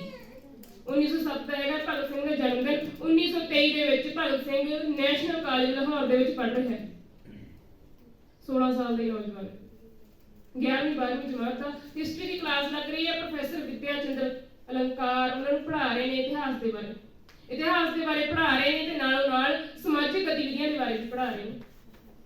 ਲੇਕਿਨ ਭਗਤ ਸਿੰਘ ਆਪਣੀ ਸੋਚ ਨੂੰ ਖੁਆਬਾਂ ਦੇ ਕਿਸੇ ਉਸ ਪਾਰ ਲੈ ਕੇ ਗਿਆ ਹੈ ਜਿੱਥੇ ਉਹ ਸੋਚਦਾ ਹੈ ਵੀ ਮੈਂ ਅੰਗਰੇਜ਼ਾਂ ਨੂੰ ਕਿਵੇਂ ਬਾਹਰ ਕੱਢਣਾ ਹੈ, ਅੰਗਰੇਜ਼ ਸਰਕਾਰ ਨਾਲ ਮੱਥਾ ਡਾਉਣਾ ਹੈ। ਅੱਜ ਦੇ ਸਮੇਂ ਦੀ ਗੱਲ ਕਰੀਏ ਤਾਂ 16 ਸਾਲ ਦਾ ਨੌਜਵਾਨ ਯਾਨੀ ਕਿ 11ਵੀਂ 12ਵੀਂ ਲਈ, ਮੈਂ ਤਾਂ ਉਦੋਂ 11ਵੀਂ 'ਚ ਸੀ, ਤੇ ਕੀ ਆਪਣੀ ਸੋਚ ਸੀ ਵੀ ਆਪਾਂ ਕਿਸੇ ਨਾਲ ਮੱਥਾ ਲਾਉਣਾ। ਆਪਣੀ ਤਾਂ ਅੱਜ ਕੱਲ ਇਹ ਸੋਚ ਬਣੀ ਹੋਈ ਹੈ ਵੀ ਜੇ ਬੰਦਾ 16 ਸਾਲ ਦਾ ਹੈ ਤਾਂ ਜਾਂ ਤਾਂ ਉਹਦੇ ਦਿਮਾਗ 'ਚ ਇਹ ਹੈ ਵੀ ਆਪਾਂ ਬਾਹਰ ਜਾਣਾ, ਜਾਂ ਉਹਦੇ ਦਿਮਾਗ 'ਚ ਇਹ ਗੱਲ ਹੈ ਵੀ ਮੈਂ ਆਹ ਫਲਾਣੀ ਨਵੀਂ ਗੱਡੀ ਆ ਗਈ, ਕਾਰ ਆ ਗਈ, ਮੋਟਰਸਾਈਕਲ ਆ ਗਿਆ, ਵੀ ਫਲਾਣੀ ਜਗ੍ਹਾ ਤੇ ਉਹ ਕੀ ਕਹਿੰਦੇ ਹੁੰਦੇ ਆ ਹੁੱਕਰ ਪਤਾ ਨਹੀਂ ਕਿਹੜੇ ਖੋਲਦੇ ਬਰਸਤਾ, ਇਹਨਾਂ ਤੇ ਜਾ ਕੇ ਨਾ ਖਾਣਾ ਪੀਣਾ। ਤਾਂ ਕਿੰਨਾ ਫਰਕ ਹੈ ਸਾਡੀ ਤੇ ਭਗਤ ਸਿੰਘ ਦੀ ਸੋਚ ਦੇ ਵਿੱਚ। ਤਾਂ ਲੋੜ ਹੈ ਇਹਨਾਂ ਗੱਲਾਂ ਵੱਲ ਧਿਆਨ ਦੇਣ ਦੀ, ਕਿਉਂਕਿ ਭਗਤ ਸਿੰਘ ਦੇ ਖੂਨ ਦੇ ਵਿੱਚ ਬਾਬੇ ਅਰਜਨ ਤੋਂ ਮਿਲੀ ਹੋਈ ਹੈ ਇਹ ਗੁੜਤੀ ਕਿ ਦੇਸ਼ ਭਗਤੀ ਹੈ, ਕੁੱਟ ਕੇ ਭਰੀ ਹੋਈ ਹੈ। ਕਿਉਂਕਿ 12 ਸਾਲਾਂ ਦਾ ਭਗਤ ਸਿੰਘ ਘਰੇ ਆ ਕੇ ਕਹਿੰਦਾ ਵੀ ਮੈਂ ਤਾਂ ਬੰਦੂਕਾਂ ਬੀਜਣੀਆਂ ਨੇ, ਖੇਤ ਕਿਸੇ ਹੋਰ ਚੀਜ਼ ਦਾ ਤੇ ਉਹ ਕਹਿੰਦਾ ਕਿ ਮੈਂ ਬੰਦੂਕਾਂ ਬੀਜਣੀਆਂ, ਇੱਥੇ ਵੀ ਮੈਂ ਤਾਂ ਬੰਦੂਕਾਂ ਦੇ ਨਾਲ ਸਾਰੇ ਗੋਰਿਆਂ ਨੂੰ ਉਡਾ ਦੇਣਾ। ਕੀ ਅੱਜ ਦਾ 12 ਸਾਲ ਦਾ ਨੌਜਵਾਨ ਇਹ ਸੋਚਦਾ? ਨਹੀਂ ਸੋਚਦਾ। ਤਾਂ ਪ੍ਰੋਫੈਸਰ ਵਿਦਿਆ ਚੰਦਰ ਅਲੰਕਾਰ ਦੇ ਉਸ ਪੀਰੀਅਡ ਤੋਂ ਬਾਅਦ ਭਗਤ ਸਿੰਘ ਬਾਹਰ ਆ ਜਾਂਦਾ, ਕਿਉਂਕਿ ਪ੍ਰੋਫੈਸਰ ਦੇ ਨਾਲ ਵੀ ਕਾਫੀ ਗੱਲਬਾਤ ਅੱਛੀ ਹੈ। ਪ੍ਰੋਫੈਸਰ ਨੂੰ ਆਪਣਾ ਗੁਰੂ ਸਮਝਦਾ ਹੈ, ਦਿਲੋਂ ਸਤਿਕਾਰ ਕਰਦਾ ਹੈ। ਤਾਂ ਉਹ ਕਹਿੰਦਾ ਵੀ ਮੇਰੇ ਘਰ ਦੇ ਮੇਰੇ ਤੇ ਵਿਆਹ ਦਾ ਜ਼ੋਰ ਪਾ ਰਹੇ ਵੀ ਹੁਣ ਮੈਂ ਕਿਵੇਂ ਨਿਕਲਾਂ, ਵਿਆਹ ਦਾ ਚਾਹ ਹਰੇਕ ਨੂੰ ਹੁੰਦਾ। ਤਾਂ ਉਹ ਕਹਿੰਦੇ ਤੇਰਾ ਪੱਕਾ ਸ਼ਿਓਰ ਹੈ ਵੀ ਤੂੰ ਵਿਆਹ ਨਹੀਂ ਕਰਾਉਣਾ? ਉਹ ਕਹਿੰਦਾ ਯੈਸ ਸ਼ਿਓਰ ਹੈ ਵੀ ਮੈਂ ਵਿਆਹ ਨਹੀਂ ਕਰਾਉਣਾ, ਮੈਂ ਵਿਆਹ ਕਰਾਉਣਾ ਤਾਂ ਮੌਤ ਨਾਲ ਕਰਾਉਣਾ, ਮੈਂ ਇਨਕਲਾਬ ਨਾਲ ਵਿਆਹ ਕਰਾਉਣਾ, ਮੈਂ ਹੋਰ ਵਿਆਹ ਕੋਈ ਨਹੀਂ ਕਰਾਉਣਾ ਹੈਗਾ। ਤਾਂ ਉਹ ਕਹਿੰਦੇ ਤੂੰ ਘਰ ਦੇ ਨੂੰ ਨਾਲ, ਚਲੋ ਇੰਨੀ ਗੱਲ ਹੋ ਜਾਂਦੀ ਹੈ ਤੇ ਭਗਤ ਸਿੰਘ ਉਸ ਕਮਰੇ ਤੋਂ ਬਾਹਰ ਆ ਜਾਂਦਾ। ਲੇਕਿਨ ਘਰੇ ਜਾ ਕੇ ਫੇਰ ਇਹੀ ਹੈ ਵੀ ਮੈਂ ਕਿਵੇਂ ਇਸ ਚੀਜ਼ ਤੋਂ ਖਹਿੜਾ ਛੁਡਾਵਾਂ, ਵੀ ਨਹੀਂ ਤਾਂ ਘਰਦਿਆਂ ਨੇ ਮੇਰਾ ਵਿਆਹ ਕਰ ਦੇਣਾ। ਚਲੋ 5-7 ਦਿਨ ਏਦਾਂ ਹੀ ਲੰਘ ਜਾਂਦੇ ਨੇ ਤੇ ਘਰੇ ਜਾ ਕੇ ਭਗਤ ਸਿੰਘ ਏਦਾਂ ਐਕਟ ਕਰਦਾ ਕਿ ਮੈਂ ਵਿਆਹ ਕਰਾਉਣ ਦੇ ਲਈ ਰਾਜੀ ਹਾਂ। ਤੇ ਇਹ ਕੀ ਹੋ ਗਿਆ, ਇੱਕ ਜਾਲ ਬਣ ਲਿਆ ਭਗਤ ਸਿੰਘ ਨੇ ਵੀ ਮੈਂ ਆਪਣੇ ਘਰ ਦੇ ਇਸ ਜਾਲ ਦੇ ਵਿੱਚ ਫਸਾਉਣਾ ਵੀ ਮੈਂ ਵਿਆਹ ਕਰਾਉਂਗਾ। ਮੰਗਣੇ ਤੋਂ 2 ਦਿਨ ਪਹਿਲਾਂ ਭਗਤ ਸਿੰਘ ਘਰੋਂ ਫਰਾਰ ਹੋ ਜਾਂਦਾ ਤੇ ਪਹੁੰਚਦਾ ਕਿੱਥੇ ਹੈ? ਗਣੇਸ਼ ਚੰਦਰ ਵਿਦਿਆਰਥੀ ਦੇ ਕੋਲੇ ਕਾਨਪੁਰ। ਤੁਸੀਂ ਲਾ ਲਓ ਹਿਸਾਬ, ਕਿੱਥੇ ਲਾਹੌਰ ਤੇ ਕਿੱਥੇ ਕਾਨਪੁਰ, ਕਿੰਨਾ ਰਸਤਾ ਤੈਅ ਕਰਕੇ ਗਿਆ ਹੈ ਇੱਕ ਨੌਜਵਾਨ ਜਿਹੜਾ ਹਜੇ ਕੀ ਹੈ ਬਾਲਗ ਹੈ, ਜਿਹਨੂੰ ਹਜੇ ਦੁਨੀਆਦਾਰੀ ਦੀ ਇੰਨੀ ਸਮਝ ਨਹੀਂ ਹੈ, ਲੇਕਿਨ ਫਿਰ ਵੀ ਉਹਦੇ ਅੰਦਰ ਇੱਕ ਜਜ਼ਬਾ ਹੈ ਦੇਸ਼ ਨੂੰ ਆਜ਼ਾਦ ਕਰਾਉਣ ਦਾ। ਉਹਦੀਆਂ ਅੱਖਾਂ ਸਾਹਮਣੇ ਆਪਣੀਆਂ ਚਾਚੀਆਂ ਦੇ ਹੰਝੂ, ਆਪਣੀ ਦਾਦੀ ਦੇ ਅੰਦਰਲਾ ਰੋਸ ਦਿੰਦਾ ਹੈ ਉਹਨੂੰ क्योंकि चाचे अजीत सिंह ਨੂੰ ਘਰੋਂ ਗਿਆ ਕਿੰਨੇ ਹੀ ਸਾਲ ਹੋ ਗਏ, ਉਹਨੇ ਆਪਣੀਆਂ ਅੱਖਾਂ ਨਾਲ ਚਾਚੇ ਨੂੰ ਵੇਖਿਆ ਵੀ ਨਹੀਂ, ਲੇਕਿਨ ਫਿਰ ਵੀ ਦਿਲ ਵਿੱਚ ਇੱਕ ਤਾਂ ਗਏ ਆਪਣੇ ਚਾਚੇ ਨੂੰ ਮਿਲਣ ਦੇ ਲਈ। ਤਾਂ ਹੁਣ ਕਾਨਪੁਰ ਆ ਗਏ ਤੇ ਕਾਨਪੁਰ ਆ ਕੇ ਹਿੰਦੁਸਤਾਨ ਰਿਪਬਲਿਕ ਐਸੋਸੀਏਸ਼ਨ ਦੇ ਮੈਂਬਰਾਂ ਨੂੰ ਮਿਲਦਾ। ਗਣੇਸ਼ ਚੰਦਰ ਵਿਦਿਆਰਥੀ ਪਹਿਲਾਂ ਉਹਨਾਂ ਤੇ ਯਕੀਨ ਨਹੀਂ ਕਰਦੇ ਹੈਗੇ ਵੀ ਇੱਕ 16 ਸਾਲ ਦਾ ਨੌਜਵਾਨ ਤੇ ਇੰਨਾ ਜੋਸ਼, ਪਰ ਜਦੋਂ ਦੇਖਦੇ ਵੀ ਵਾਕਈ ਜੋਸ਼ ਬਹੁਤ ਹੈ ਤਾਂ ਫਿਰ ਉਹ ਆਪਣੀ ਪਾਰਟੀ ਦਾ ਮੈਂਬਰ ਬਣਦੇ। ਕਾਨਪੁਰ ਵਿੱਚ ਪ੍ਰਤਾਪ ਪ੍ਰੈਸ ਚੱਲ ਰਹੀ ਹੈ, ਜਿੱਥੇ ਸਾਰੀ ਸੰਪਾਦਕੀ ਦਾ ਕੰਮ ਉਹ ਭਗਤ ਸਿੰਘ ਨੂੰ ਸੌਂਪ ਦਿੰਦੇ ਨੇ ਵੀ ਅੱਜ ਤੋਂ ਬਾਅਦ ਜੋ ਅਖਬਾਰਾਂ ਦੇ ਵਿੱਚ ਕੰਮ ਚੱਲੇਗਾ, ਜਿਹੜੇ ਪਰਚੇ ਮੰਨਣੇ ਨੇ, ਕਿਸੇ ਵੀ ਤਰ੍ਹਾਂ ਦਾ ਕੋਈ ਤੇ ਇਸ਼ਤਿਹਾਰ ਲਵਾਉਣਾ ਹੈ, ਉਹ ਸਾਰਾ ਤੇਰੇ ਜਿੰਮੇ। ਤਾਂ ਉੱਥੇ ਉਹਦੇ ਰਹਿਣ ਖਾਣ ਪੀਣ ਦਾ ਪ੍ਰਬੰਧ ਹੁੰਦਾ। ਭਗਤ ਸਿੰਘ ਕਿਤਾਬਾਂ ਪੜ੍ਹਦਾ ਹੈ, ਆਪਣੇ ਬਾਰੇ ਅਧਿਐਨ ਕਰਦਾ ਹੈ, ਸੋਚਦਾ ਹੈ, ਫਿਰ ਵੀ ਅਗਲਾ ਕਦਮ ਚੱਕਦਾ ਹੈ। ਤੇ ਇੱਥੇ ਉਹਦੀ ਮੁਲਾਕਾਤ ਹੁੰਦੀ ਹੈ ਯੋਗੇਸ਼ ਚੰਦਰ ਚੈਟਰਜੀ, ਬਟਕੇਸ਼ਵਰ ਦੱਤ, ਚੰਦਰ ਸ਼ੇਖਰ ਆਜ਼ਾਦ, ਵਿਜੇ ਕੁਮਾਰ ਸਿਨਹਾ ਤੇ ਸ਼ਿਵ ਕੁਮਾਰ ਵਰਮਾ ਦੇ ਨਾਲ। ਤਾਂ ਇਸ ਸਾਰੀ ਹਿੰਦੁਸਤਾਨ ਰਿਪਬਲਿਕ ਐਸੋਸੀਏਸ਼ਨ ਦਾ ਇੱਕੋ ਇੱਕ ਮੰਤਵ ਹੈ, ਹਥਿਆਰਬੰਦ ਇਨਕਲਾਬ ਕਰਕੇ ਲੋਕਤੰਤਰ ਕਾਇਮ ਕਰਨਾ। ਕੀ ਹੈ? ਹਥਿਆਰਬੰਦ ਇਨਕਲਾਬ ਕਰਕੇ ਲੋਕਤੰਤਰ ਕਾਇਮ ਕਰਨਾ। ਤੇ ਜਦੋਂ ਭਗਤ ਸਿੰਘ ਪ੍ਰਤਾਪ ਪ੍ਰੈਸ ਦੇ ਵਿੱਚ ਕੰਮ ਕਰ ਰਿਹਾ ਹੈ ਤਾਂ ਉਹਦਾ ਨਾਮ ਬਦਲ ਕੇ ਭਗਤ ਸਿੰਘ ਤੋਂ ਬਲਵੰਤ ਸਿੰਘ ਪੈ ਜਾਂਦਾ। ਤਾਂ ਇਹ ਸਭ ਇਸ ਲਈ ਕੀਤਾ ਜਾਂਦਾ ਹੈ ਕਿਉਂਕਿ ਵਾਰੰਟ ਪਿੱਛੇ ਜਾਰੀ ਹੋਏ ਹੁੰਦੇ ਵੀ ਭਗਤ ਸਿੰਘ ਦੇ ਪਿੱਛੇ ਪੁਲਿਸ ਭੱਜੀ ਹੋਈ ਹੈ, ਤਾਂ ਉਹ ਕੀ ਕਰਦੇ ਆ, ਆਪਣਾ ਨਾਮ ਬਦਲ ਕੇ ਕੋਈ ਹੋਰ ਨਾਮ ਰੱਖ ਲੈਂਦੇ, ਕਿਉਂਕਿ ਜਦੋਂ ਕੋਈ ਉੱਥੇ ਹੋਰ ਨਾਮ ਦਾ ਬੰਦਾ ਹੋਊਗਾ ਆਪਾਂ ਕਹਿੰਦੇ ਭਗਤ ਸਿੰਘ ਤਾਂ ਹੈ ਹੀ ਨਹੀਂ, ਸਾਡੇ ਕੋਲ ਤਾਂ ਬਲਵੰਤ ਸਿੰਘ ਕੰਮ ਕਰਦਾ। ਤਾਂ ਇਸ ਤਰੀਕੇ ਦੇ ਨਾਲ ਬਲਵੰਤ ਸਿੰਘ ਦੀ ਸ਼ਨਾਖਤੀ ਅਪਣਾ ਕੇ ਭਗਤ ਸਿੰਘ ਕਾਨਪੁਰ ਵਿੱਚ ਰਹਿੰਦਾ। ਉੱਥੋਂ ਫਿਰ ਦੁਸ਼ਹਿਰੇ ਬੰਬ ਕਾਂਡ ਦੇ ਉਹਦੇ ਖਿਲਾਫ ਕੀ ਹੈ ਵਾਰੰਟ ਜਾਰੀ ਹੋ ਜਾਂਦੇ ਆ, ਫਿਰ ਉਹਨੂੰ ਫਿਰ ਅੱਗੇ ਭੇਜ ਦਿੰਦੇ ਆ। ਸ਼ਾਦੀਪੁਰ ਦੇ ਵਿੱਚ ਭਗਤ ਸਿੰਘ ਨੂੰ ਪ੍ਰਿੰਸੀਪਲ ਦੇ ਤੌਰ ਤੇ ਨਿਯੁਕਤ ਕੀਤਾ ਜਾਂਦਾ ਤੇ ਉੱਥੋਂ ਦਾ ਸਟਾਫ ਵੀ ਭਗਤ ਸਿੰਘ ਦਾ ਭਰਪੂਰ ਸਾਥ ਦਿੰਦਾ। ਇਹ ਤੋਂ ਬਾਅਦ ਫਿਰ ਭਗਤ ਸਿੰਘ ਘਰ ਵਾਪਸੀ ਕਰਦਾ। ਪਿੱਛੇ ਸੁਖਦੇਵ ਤੇ ਇਹਦੇ ਸਾਥੀ ਹੈ ਜਿਹੜੇ ਬਟਕੇਸ਼ਵਰ ਦੱਤ ਹੋਣੀ, ਇਹ ਪਿੱਛੇ ਉਹਨੂੰ ਸੁਨੇਹਾ ਭੇਜਦੇ ਵੀ ਤੇਰੀ ਦਾਦੀ ਬਹੁਤ ਸੀਰੀਅਸ ਹੈ, ਘਰ ਆ ਜਾ, ਕਿਉਂਕਿ ਭਗਤ ਸਿੰਘ ਦਾ ਆਪਣੀ ਦਾਦੀ ਦੇ ਨਾਲ ਜੈਕੌਰ ਦੇ ਨਾਲ ਬਹੁਤ ਜ਼ਿਆਦਾ ਮੋਹ ਹੈ, ਜਿਹਦੇ ਕਰਕੇ ਉਹ ਘਰ ਵਾਪਸ ਆ ਜਾਂਦਾ। ਜਦੋਂ ਦੇਖਦਾ ਹੈ ਤਾਂ ਦਾਦੀ ਇੱਕਦਮ ਠੀਕ ਹੋ ਕੇ ਬਹਿ ਜਾਂਦੀ ਹੈ, ਹਾਲਾਂਕਿ ਕੰਡੀਸ਼ਨ ਬਹੁਤ ਮਾੜੀ ਸੀ, ਲੇਕਿਨ ਕਹਿੰਦੇ ਆਪਣੇ ਪੋਤੇ ਨੂੰ ਦੇਖ ਕੇ ਜਿਹੜਾ ਖੂਨ ਹੈ ਉਹ ਖੁਸ਼ ਹੋ ਜਾਂਦਾ ਹੈ ਸਾਡਾ। ਤਾਂ ਉਸ ਤਰੀਕੇ ਦੇ ਨਾਲ ਜਦੋਂ ਭਗਤ ਸਿੰਘ ਵਾਪਸ ਆਉਂਦਾ ਤਾਂ ਉਹਦੇ ਘਰ ਦੇ ਫਿਰ ਉਹਨੂੰ ਇਜਾਜ਼ਤ ਦਿੰਦੇ ਆ ਵੀ ਐਸੀ ਤਰ੍ਹਾਂ ਵਿਆਹ ਨਹੀਂ ਕਰਦੇ ਹੈਗੇ, ਤੂੰ ਘਰੇ ਰਹਿ। ਪਰ ਭਗਤ ਸਿੰਘ ਆਪਣੇ ਹੁਣ ਬੋਲ ਪਵਾਉਣੇ ਚਾਹੁੰਦਾ ਹੈ। ਉਹ ਕਹਿੰਦਾ ਮੈਂ ਪਾਰਟੀ ਨੂੰ ਵਚਨ ਦੇ ਚੁੱਕਿਆ ਕਿ ਆਣ ਜਾਏ ਚਾਹੇ ਸ਼ਾਨ ਜਾਏ, ਲੇਕਿਨ ਮੈਂ ਹੁਣ ਘਰੇ ਵਾਪਸ ਨਹੀਂ ਆਉਣਾ ਹੈ, ਮੈਂ ਪਾਰਟੀ ਦੇ ਲਈ ਕੰਮ ਕਰਨਾ ਹੈ, ਨਿੱਜੀ ਹਿੱਤ ਤੋਂ ਵੱਧ ਕੇ ਪਾਰਟੀ ਦਾ ਹਿੱਤ ਹੈ। ਤਾਂ ਇਸੇ ਤਰੀਕੇ ਦੇ ਨਾਲ ਵਾਪਸ ਆਉਣ ਤੋਂ ਬਾਅਦ ਫਿਰ ਉਹ ਜਾਂਦਾ ਹੈ ਦਿੱਲੀ ਵੀਰ ਆਤਨ ਦਫ਼ਤਰ, ਜਿੱਥੇ ਉਹਦੇ ਸਾਥੀ ਹੈ ਸੁਰਿੰਦਰ ਪਾਂਡੇ, ਜੈਦੇਵ ਤੇ ਸ਼ਿਵ ਵਰਮਾ। ਤੇ ਹੁਣ ਅੱਗੇ ਚੰਦਰ ਸ਼ੇਖਰ ਆਜ਼ਾਦ ਦੇ ਨਾਲ ਲਖਨਊ ਵਾਲੀ ਗੱਡੀ ਵਿੱਚ ਬਹਿ ਕੇ ਭਗਵਤੀ ਚਰਨ ਵੋਹਰਾ ਤੇ ਉਹਨਾਂ ਦੀ ਪਤਨੀ ਦੁਰਗਾ ਭਾਬੀ ਨੂੰ ਮਿਲਣ ਜਾਂਦੇ। ਜਿਹੜੇ ਭਗਤ ਸਿੰਘ ਦਾ ਸਿਧਾਂਤ ਹੈ ਯਥਾਰਥਵਾਦ, ਆਪਾਂ ਸਾਰੇ ਸਾਇੰਸ ਵਾਲੇ ਸ਼ਾਇਦ ਇਹਨਾਂ ਨਹੀਂ ਪਤਾ ਲੱਗਣਾ। ਯਥਾਰਥਵਾਦ ਘਰੇ ਜਾ ਕੇ ਇੱਕ ਵਾਰੀ ਜ਼ਰੂਰ ਸਰਚ ਕਰਕੇ ਵੇਖ ਲਿਓ, ਨਾਲੇ ਤਾਂ ਆਪਾਂ ਥੋੜੇ ਜਿਹੇ ਜੁੜ ਜਾਵਾਂਗੇ ਇਸ ਚੀਜ਼ ਦੇ ਨਾਲ, ਹਨਾ। ਕਿਉਂਕਿ ਅੱਜ ਦੇ ਟਾਈਮ 'ਚ ਵੀ ਜਿਹੜੇ ਹਿਸਾਬ ਨਾਲ ਪੰਜਾਬ ਦਾ ਮਾਹੌਲ ਹੈ, ਇਹਨਾਂ ਚੀਜ਼ਾਂ ਨੂੰ ਸਾਨੂੰ ਜਾਣਨ ਦੀ ਲੋੜ ਹੈ ਕਿ ਯਥਾਰਥਵਾਦ ਕੀ ਹੈ। ਇਸ ਤੋਂ ਬਾਅਦ ਹੁਣ ਦੋ ਤਾਂ ਹੋ ਗਏ ਭਗਤ ਸਿੰਘ ਤੇ ਸੁਖਦੇਵ ਹੈ ਲੁਧਿਆਣੇ ਦਾ, ਜਿਹਦੇ ਨਾਮ ਤੇ ਸਾਡਾ ਬੱਸ ਅੱਡਾ ਬਣਿਆ ਹੋਇਆ, ਸ਼ਹੀਦ ਯਾਦਗਾਰੀ ਕੀ ਹੈ ਸੁਖਦੇਵ ਸਿੰਘ ਬੱਸ ਸਟੈਂਡ। ਤੇ ਹੁਣ ਗੱਲ ਕਰਦੇ ਆਪਾਂ ਰਾਜਗੁਰੂ ਦੀ। ਤਾਂ ਰਾਜਗੁਰੂ ਇਹਨਾਂ ਨੂੰ ਕਿਵੇਂ ਮਿਲਦਾ? ਰਾਜਗੁਰੂ ਪੰਜਾਬ ਦਾ ਰਹਿਣ ਵਾਲਾ ਨਹੀਂ ਹੈ, ਰਾਜਗੁਰੂ ਬਨਾਰਸ ਦਾ ਰਹਿਣ ਵਾਲਾ। ਐਜ਼ ਅ ਡਰਿਲ ਮਾਸਟਰ ਨੌਕਰੀ ਕਰਦਾ ਹੈ। ਜਦੋਂ ਆਪਾਂ ਡਰਿਲ ਮਾਸਟਰ ਆਪਣੇ ਦਿਮਾਗ ਵਿੱਚ ਆਉਂਦਾ ਹੈ ਤਾਂ ਸ਼ਾਇਦ ਕੋਈ ਹੱਟੇ ਸਰੀਰ ਵਾਲਾ ਨੌਜਵਾਨ ਸਾਡੇ ਦਿਮਾਗ ਵਿੱਚ ਆਉਂਦਾ ਹੈ ਵੀ ਕੋਈ ਵਧੀਆ ਹੈ ਨਾ ਹੋਊਗਾ, ਲੇਕਿਨ ਜਦੋਂ ਜਾ ਕੇ ਮਿਲਦੇ ਆ ਤਾਂ ਇੱਕ ਕਮਜ਼ੋਰ ਸਰੀਰ ਦਾ ਨੌਜਵਾਨ, ਅੱਖਾਂ ਥੱਲੇ ਟੋਏ ਪਏ ਹੋਏ ਹੈ, ਹਲਕੀਆਂ ਮੁੱਛਾਂ ਦਾੜੀ ਆਈ ਹੋਈ ਹੈ, ਬਹੁਤ ਹੀ ਪਤਲਾ ਦੁਬਲਾ ਸਰੀਰ ਹੈ। ਤਾਂ ਉਹ ਕਹਿੰਦੇ ਜੀ ਰਾਜਗੁਰੂ ਨੂੰ ਮਿਲਣਾ, ਜਿਵੇਂ ਆਪਣੀ ਭਾਸ਼ਾ ਬੋਲਦੇ ਕਹਿੰਦੇ ਮੈਂ ਹੀ ਹੂੰ ਰਾਜਗੁਰੂ ਬਤਾਈਏ, ਕਹਿੰਦੇ ਆਪ ਹੀ ਹੋ, ਕਹਿੰਦੇ ਹਾਂਜੀ ਮੈਂ ਹੀ। ਤਾਂ ਉਹ ਕਹਿੰਦੇ ਚਲੋ ਵੀ ਅੱਜ ਤੁਹਾਡੇ ਨਾਲ ਗੱਲ ਕਰਨੀ ਹੈ। ਤੁਰਦੇ ਅੱਗੇ ਗੰਗਾ ਕੰਢੇ ਚਲੇ ਜਾਂਦੇ ਤੇ ਉੱਥੇ ਜਾ ਕੇ ਗੱਲਬਾਤ ਕਰਦੇ। ਤਾਂ ਰਾਜਗੁਰੂ ਇੰਨਾ ਕੁ ਖੁਸ਼ ਹੁੰਦਾ ਹੈ ਕਿ ਹਿੰਦੁਸਤਾਨ ਰਿਪਬਲਿਕ ਐਸੋਸੀਏਸ਼ਨ ਪਾਰਟੀ ਨੇ ਮੈਨੂੰ ਇਸ ਕਾਰਜ ਲਈ ਚੁਣਿਆ, ਮੈਨੂੰ ਆਪਣੀ ਪਾਰਟੀ ਦਾ ਮੈਂਬਰ ਬਣਾਇਆ। ਉਹ ਬਿਨਾਂ ਕੋਈ ਸੋਚੇ ਆਪਣੇ ਕਮਰੇ ਨੂੰ ਜਿੰਦਾ ਲਾ ਕੇ ਉਹਨਾਂ ਦੇ ਨਾਲ ਕਾਨਪੁਰ ਵੱਲੋਂ ਕੂਚ ਕਰ ਲੈਂਦਾ। ਇੱਥੋਂ ਫਿਰ ਕੂਚ ਕਰਦੇ ਆ ਗੋਰਖਪੁਰ ਦੇ ਲਈ, ਕਿਉਂਕਿ ਗੋਰਖਪੁਰ ਇਹ ਸੁਨੇਹਾ ਮਿਲਦਾ ਹੈ ਕਿ ਇੱਥੋਂ ਸਰਕਾਰੀ ਖਜ਼ਾਨੇ ਦੀ ਕੀ ਹੋਣੀ ਹੈ, ਆਵਾਜਾਈ ਹੋਣੀ ਹੈ, ਜਿਹਦੇ ਕਰਕੇ ਆਪਾਂ ਸਰਕਾਰੀ ਖਜ਼ਾਨਾ ਲੁੱਟਣਾ। ਪਰ ਭਗਤ ਸਿੰਘ ਦਾ ਜ਼ਮੀਰ ਇਸ ਗੱਲ ਨੂੰ ਹਾਮੀ ਨਹੀਂ ਭਰਦਾ ਵੀ ਆਪਾਂ ਲੋਕਾਂ ਦੇ ਨਜ਼ਦੀਕ ਏਦਾਂ ਥੋੜੇ ਆਵਾਂਗੇ ਵੀ ਆਪਾਂ ਖਜ਼ਾਨੇ ਲੁੱਟੀਏ ਸਰਕਾਰੀ। ਲੋਕਾਂ ਨੇ ਮਤਲਬ ਸਾਡੇ ਲਈ ਫਿਰ ਰੋਹ ਪੈਦਾ ਹੋ ਜਾਣਾ, ਲੋਕਾਂ ਨੇ ਸਾਡੇ ਅਗੇਂਸਟ ਹੋ ਜਾਣਾ। ਮੰਨਦੇ ਮਨਾਉਂਦੇ ਇਹ ਗੋਰਖਪੁਰ ਲਈ ਰਵਾਨਾ ਹੋ ਜਾਂਦੇ। ਉੱਥੇ ਜਾ ਕੇ ਜਦੋਂ ਦੇਖਦੇ ਆ ਤਾਂ ਉੱਥੇ ਕੁਝ ਵੀ ਇਹਨਾਂ ਦੇ ਹੱਥ ਪੱਲੇ ਨਹੀਂ ਪੈਂਦਾ। ਤਾਂ ਇਸ ਗੱਲ ਨੂੰ ਭਗਤ ਸਿੰਘ ਆਪਣੀ ਹਾਰ ਸਮਝ ਰਿਹਾ ਤੇ 4-5 ਦਿਨ ਕਿਸੇ ਦੇ ਨਾਲ ਵੀ ਗੱਲ ਨਹੀਂ ਕਰਦਾ ਹੈਗਾ, ਸਿਰਫ ਕਿਤਾਬਾਂ ਪੜ੍ਹਦਾ। ਤਾਂ ਇੱਥੋਂ ਕਹਿੰਦੇ ਫਿਰ ਪੰਜਾਬ ਵਾਪਸ ਆਉਂਦਾ, ਕਿਉਂਕਿ ਹੁਣ ਉਹਨੂੰ ਕਾਨਪੁਰ ਬਨਾਰਸ ਤੋਂ ਕੁਝ ਵੀ ਹੱਥ ਨਹੀਂ ਲੱਗਿਆ ਹੈਗਾ। ਉਹਨੇ ਦੇਖਿਆ ਵੀ ਸਾਡੇ ਰਾਮ ਪ੍ਰਸਾਦ ਬਿਸਮਲ ਵਰਗੇ ਜਿਹੜੇ ਸਾਡੇ ਸਾਥੀ ਜੇਲ੍ਹਾਂ 'ਚ ਕੈਦ ਨੇ, ਇਹਨਾਂ ਨੂੰ ਕਿਵੇਂ ਛਡਾਵਾਂਗੇ, ਕਿਉਂਕਿ ਜੇ ਇੱਕ ਵਾਰੀ ਸਰਕਾਰ ਨੇ ਹੁਕਮ ਦੇਤਾ ਸਿੱਧੀ ਫਾਂਸੀ ਦੀ ਸਜ਼ਾ ਚੁਣਾਈ ਜਾਣੀ ਹੈ। ਇਹ ਤੋਂ ਪਹਿਲਾਂ ਉਹਨਾਂ ਨੂੰ ਕੀ ਸੀ, ਆਜ਼ਾਦ ਕਰਵਾਉਣਾ। ਤਾਂ ਫਿਰ ਪੰਜਾਬ ਵਾਪਸ ਆ ਕੇ ਸੁਖਦੇਵ ਉਹਨਾਂ ਦੇ ਨਾਲ ਰਲ ਕੇ ਨੌਜਵਾਨ ਭਾਰਤ ਸਭਾ ਦੀ ਸਥਾਪਨਾ ਕਰਦੇ। ਤਾਂ ਇਹ ਹੈ ਸਾਡੀ ਕਿਤਾਬ ਦਾ ਉਹ ਜਿਹੜੇ ਬਾਰੇ ਅਸੀਂ ਸਾਰਿਆਂ ਨੇ ਸੁਣਿਆ ਹੋਇਆ ਵੀ ਭਗਤ ਸਿੰਘ ਨੌਜਵਾਨ ਭਾਰਤ ਸਭਾ ਦੀ ਕੀ ਹੈ, ਸਥਾਪਨਾ ਕਰਦਾ। ਇਹ ਤੋਂ ਬਾਅਦ ਫਿਰ ਕਾਨਪੁਰ ਵੱਲ ਨੂੰ ਕੂਚ ਕਰ ਦਿੰਦੇ ਆ। ਤਾਂ ਹੁਣ ਸੋਚਣ ਵਾਲੀ ਜਿਹੜੀ ਗੱਲ ਹੈ, ਵਿਚਾਰਨ ਵਾਲੀ ਜਿਹੜੀ ਗੱਲ ਹੈ, ਉਹ ਇਹੀ ਹੈ ਕਿ ਇੱਕ ਨੌਜਵਾਨ ਹੈ ਜਿਹੜਾ ਘਰੋਂ ਭੱਜ ਕੇ, ਘਰੋਂ ਭਗੌੜਾ ਹੋ ਕੇ ਦੇਸ਼ ਦੇ ਹਿੱਤ ਲਈ ਆਪਣਾ ਸਭ ਕੁਝ ਗਵਾ ਦਿੰਦਾ। ਸਿਰਫ ਤੇ ਸਿਰਫ ਉਹਦੇ ਦਿਮਾਗ 'ਚ ਇੱਕੋ ਹੀ ਗੱਲ ਹੈ ਕਿ ਆਪਾਂ ਦੇਸ਼ ਨੂੰ ਆਜ਼ਾਦ ਕਰਵਾਉਣਾ। ਕਾਨਪੁਰ ਆ ਕੇ ਕਾਰਲ ਮਾਰਕਸ ਦੀਆਂ ਕਿਤਾਬਾਂ ਪੜ੍ਹਦਾ, ਕਮਿਊਨਿਸਟ ਮੈਨੀਫੈਸਟੋ, ਰੂਸ ਲੈਨਨ ਦੀਆਂ ਕਿਤਾਬਾਂ ਪੜ੍ਹਦਾ, ਕਿਉਂਕਿ ਸਾਡੇ ਨਾਲੋਂ ਕਾਫੀ ਜ਼ਿਆਦਾ ਚੰਗੀਆਂ ਨੇ ਉਹਨਾਂ ਦੀਆਂ ਕਿਤਾਬਾਂ, ਕਾਫੀ ਜ਼ਿਆਦਾ ਸਿਧਾਂਤਵਾਦੀ ਨੇ ਉਹਨਾਂ ਦੀਆਂ ਕਿਤਾਬਾਂ। ਤਾਂ 1927 ਦੇ ਵਿੱਚ ਭਗਤ ਸਿੰਘ ਦੀ ਪਹਿਲੀ ਗ੍ਰਿਫਤਾਰੀ ਹੁੰਦੀ ਹੈ।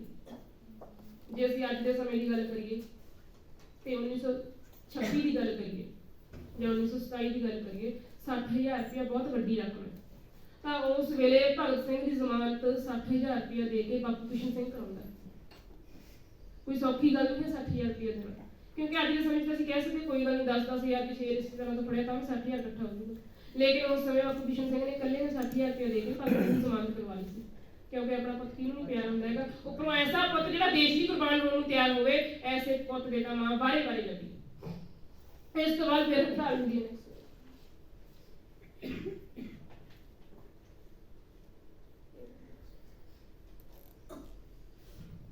ਤਾਂ ਇਹ ਉਦੋਂ ਦੀ ਖਬਰ ਹੈ ਜਦੋਂ ਸਕਾਟ ਮਾਰਿਆ ਗਿਆ। ਸਤਲੁਜ ਵਹਿੰਦਾ ਰਿਹਾ ਨਾਵਲ ਦੇ ਵਿੱਚੋਂ ਇਹ ਕਲਿੱਪ ਕੀਤੀ ਹੋਈ ਹੈ। ਤਾਂ ਕਹਿੰਦੇ ਜਿਸ ਮੀਟਿੰਗ 'ਚ ਫੈਸਲਾ ਹੋਇਆ ਕਿ ਲਾਲਾ ਲਾਜਪਤ ਰਾਏ ਜੀ ਦੀ ਹੱਤਿਆ ਦਾ ਬਦਲਾ ਸਕਾਟ ਨੂੰ ਖਤਮ ਕਰਕੇ ਲਿਆ ਜਾਵੇ, ਦੁਰਗਾ ਭਾਬੀ ਉਸ ਵਿੱਚ ਸ਼ਾਮਲ ਸੀ। ਦੁਰਗਾ ਭਾਬੀ ਕੌਣ ਹੈ? ਭਗਵਤੀ ਚਰਨ ਮੋਹਰਾ ਦੀ ਪਤਨੀ ਹੈ। ਕਹਿੰਦਾ ਉਹਨੇ ਆਪਣੇ ਆਪ ਨੂੰ ਸਕਾਟ ਦੀ ਹੱਤਿਆ ਕਰਨ ਲਈ ਵਲੰਟੀਅਰ ਵੀ ਕੀਤਾ ਵੀ ਮੈਂ ਭਗਤ ਸਿੰਘ ਦੇ ਨਾਲ ਜਾਊਂਗੀ ਸਕਾਟ ਦੀ ਹੱਤਿਆ ਕਰਨ ਲਈ। ਪਰ ਫੈਸਲਾ ਇਹ ਹੋਇਆ ਕਿ ਔਰਤ ਦੇ ਨਾਤੇ ਉਹਦੇ ਜ਼ਿੰਮੇ ਕ੍ਰਾਂਤੀਕਾਰੀਆਂ ਦੀ ਸੰਭਾਲ ਵਰਗੇ ਕੰਮ ਲਾਏ ਜਾਣਗੇ। ਉਸ ਦਿਨ ਭਗਤ ਸਿੰਘ ਨੂੰ ਆਪਣੇ ਘਰ ਵੇਖ ਕੇ ਦੁਰਗਾ ਭਾਬੀ ਨੇ ਪਹਿਲੀ ਗੱਲ ਪੁੱਛੀ, ਕੰਮ ਹੋ ਗਿਆ? ਆਹੋ, ਸਕਾਟ ਮਾਰਿਆ ਗਿਆ। ਕਹਿੰਦਾ ਇੱਕ ਫਰੰਗੀ ਤੇ ਇੱਕ ਦੇਸੀ ਸਿਪਾਹੀ ਨੂੰ ਖਤਮ ਕਰ ਦਿੱਤਾ ਗਿਆ ਹੈ। ਭਗਤ ਸਿੰਘ ਨੇ ਹੁਣ ਦੁਰਗਾ ਭਾਬੀ ਤਸੱਲੀ ਕਰਾਤੀ ਵੀ ਆਪਾਂ ਮਾਰ ਆਏ ਹਾਂ। ਤਾਂ ਕਹਿੰਦਾ ਤੇ ਹੁਣ ਫੇਰ ਪੁੱਛਣ ਲੱਗ ਪਈ। ਤਾਂ ਉਹ ਕਹਿੰਦੀ ਆਪਣਾ ਹਮੰਤ ਭਗਵਤੀ ਚਰਨ ਉਹਨਾਂ ਦਿਨਾਂ ਵਿੱਚ ਫਰਾਰ ਸੀ, ਉਹਦਾ ਆਪਣਾ ਵੀ ਭਗਵਤੀ ਚਰਨ ਕੀ ਉਹਨਾਂ ਦਿਨਾਂ ਵਿੱਚ ਫਰਾਰ ਸੀ ਕਿਉਂਕਿ ਕੇਸ ਪੇ ਹੋਏ ਸੀ। ਮੇਰਠ ਕਾਂਡ ਦੇ ਸਿਲਸਿਲੇ ਵਿੱਚ ਉਸ ਤੇ ਸ਼ੱਕ ਕੀਤਾ ਜਾ ਰਿਹਾ ਸੀ। ਉਹਨਾਂ ਦੇ ਘਰ ਦੀ ਤਲਾਸ਼ੀ ਵੀ ਹੋ ਚੁੱਕੀ ਸੀ, ਭਾਵੇਂ ਪੁਲਿਸ ਦੇ ਹੱਥ ਕੁਝ ਵੀ ਨਹੀਂ ਸੀ ਆਇਆ। ਦੁਰਗਾ ਭਾਬੀ ਨੂੰ ਪਤਾ ਸੀ ਕਿ ਭਗਵਤੀ ਚਰਨ ਉਹਨਾਂ ਦਿਨਾਂ ਵਿੱਚ ਕਲਕੱਤੇ ਸੀ ਤੇ ਫੈਸਲਾ ਇਹ ਹੋਇਆ ਕਿ ਭਗਤ ਸਿੰਘ ਵੀ ਕਲਕੱਤੇ ਜਾਣਗੇ ਤੇ ਉਹਨਾਂ ਦੇ ਨਾਲ ਦੁਰਗਾ ਭਾਬੀ ਤੇ ਉਹਨਾਂ ਦੀ ਤ੍ਰੀਮਤ ਤੇ ਉਹਨਾਂ ਦਾ ਬੇਟਾ ਨਾਲ ਜਾਣਗੇ। ਤਾਂ ਇੱਥੋਂ ਹੁਣ ਕਲਕੱਤੇ ਜਾਂਦੇ ਨੇ। ਕਲਕੱਤੇ ਜਾ ਕੇ ਭਗਤ ਸਿੰਘ ਕੈਮਿਸਟਰੀ ਲੈਬ ਦੇ ਵਿੱਚ ਬੰਬ ਬਣਾਉਣੇ ਸਿੱਖਦਾ। ਭਗਤ ਸਿੰਘ ਫਾਰਮੂਲਾ ਯਾਦ ਕਰਦਾ। ਪਹਿਲਾਂ ਤੁਸੀਂ ਦੇਖੋ ਵੀ ਇੱਕ ਆਰਟਸ ਦਾ ਵਿਦਿਆਰਥੀ ਹੈ ਜਿਹਨੇ ਪੋਲੀਟੀਕਲ ਸਾਇੰਸ ਪੜ੍ਹੀ ਹੈ, ਜਿਹਨੇ ਸੋਸ਼ਲ ਸਾਇੰਸ ਪੜ੍ਹੀ ਹੈ, ਤੇ ਉਹ ਕੈਮਿਸਟਰੀ ਲੈਬ 'ਚ ਜਾ ਕੇ ਬੰਬ ਬਣਾਉਣੇ ਸਿੱਖ ਰਿਹਾ ਸਿਰਫ ਕੇਸ ਕਰਕੇ, ਦੇਸ਼ ਭਗਤੀ ਦੇ ਕਰਕੇ। ਤਾਂ 4-5 ਦਿਨ ਫਾਰਮੂਲਾ ਯਾਦ ਕਰਨ ਤੋਂ ਬਾਅਦ ਦੂਰ ਕਿਤੇ ਜੰਗਲਾਂ 'ਚ ਜਾ ਕੇ ਉਹ ਅਜ਼ਮਾਉਂਦੇ ਆ ਵੀ ਸਾਡਾ ਬੰਬ ਜਿਹੜਾ ਅਸੀਂ ਤਿਆਰ ਕੀਤਾ ਹੈ ਇਹ ਚੱਲ ਵੀ ਰਿਹਾ ਹੈ ਜਾਂ ਨਹੀਂ ਚੱਲ ਰਿਹਾ, ਵੀ ਇਹ ਧਮਾਕਾ ਕਿੰਨਾ ਕੁ। ਕਿਉਂਕਿ ਭਗਤ ਸਿੰਘ ਦਾ ਉਦੇਸ਼ ਨਹੀਂ ਸੀ ਅਸੀਂ ਲੋਕਾਂ ਦਾ ਖਾਤਮਾ ਕਰਨਾ, ਉਹਦਾ ਉਦੇਸ਼ ਸੀ ਸਿਰਫ ਤੇ ਸਿਰਫ ਅੰਗਰੇਜ਼ ਸਰਕਾਰ ਨੂੰ ਡਰਾਉਣਾ ਤੇ ਧਮਕਾਉਣਾ, ਵੀ ਤਾਂ ਜੋ ਇਹ ਸਾਡੇ ਦੇਸ਼ ਤੋਂ ਨਿਕਲ ਜਾਣ ਤੇ ਸਾਡੇ ਦੇਸ਼ ਦੀ ਆਰਥਿਕ ਵਿਵਸਥਾ ਜਿਹੜੀ ਉਹ ਕੀ ਹੋ ਸਕੇ, ਕਾਇਮ ਹੋ ਸਕੇ। ਤਾਂ ਇਸੇ ਦੇ ਨਾਲ ਕੀ ਹੈ ਫਿਰ ਉਹ ਅੱਗੇ ਚੱਲ ਜਾਂਦੇ। ਇਹ ਤੁਹਾਨੂੰ ਹੁਣ ਭਗਤ ਸਿੰਘ ਦੀ ਸਾਰੀ ਜੀਵਨ ਯਾਤਰਾ ਵਾ ਵੀ ਹੁਣ ਉਹ ਕਲਕੱਤੇ ਗਿਆ, ਅੱਗੇ ਦੀ ਅੱਗੇ ਆਈ ਜਾਂਦੀਆਂ। ਤਾਂ ਸਲਾਈਡਾਂ ਦੇ ਵਿੱਚ ਜਦੋਂ ਲਾਸਟ ਸਟੇਜ ਆਉਂਦੀ ਹੈ ਭਗਤ ਸਿੰਘ ਦੀ, ਜਦੋਂ ਭਗਤ ਸਿੰਘ ਨੂੰ ਗ੍ਰਿਫਤਾਰ ਕਰ ਲਿਆ ਜਾਂਦਾ ਸਾਂਡਰਸ ਕਤਲ ਕੇਸ ਦੇ ਵਿੱਚ, ਸਰਕਾਰੀ ਵਕੀਲ ਸਰਕਾਰੀ ਜੱਜ ਸਾਰੇ ਦੇ ਸਾਰੇ ਵਿਕੇ ਹੋਏ ਨੇ। ਤਾਂ ਇਸ ਵੇਲੇ ਰੋਸ ਚ ਆਇਆ ਭਗਤ ਸਿੰਘ ਕੀ ਗਾਉਂਦਾ ਸੁਣ ਕੇ।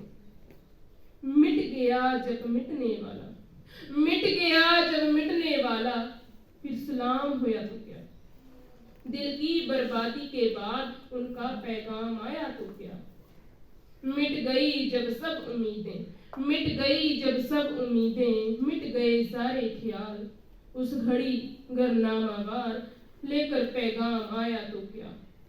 ऐ दिला नादान मिट जा, ऐ दिला नादान मिट जा, अब तुम कुए यार में, फिर मेरी नाकामियों के बाद काम आया तो क्या। काश अपनी जिंदगी में, काश अपनी जिंदगी में हम वो मंजर देखते, बरसरे तुरबत कोई महसर खराम आया तो क्या।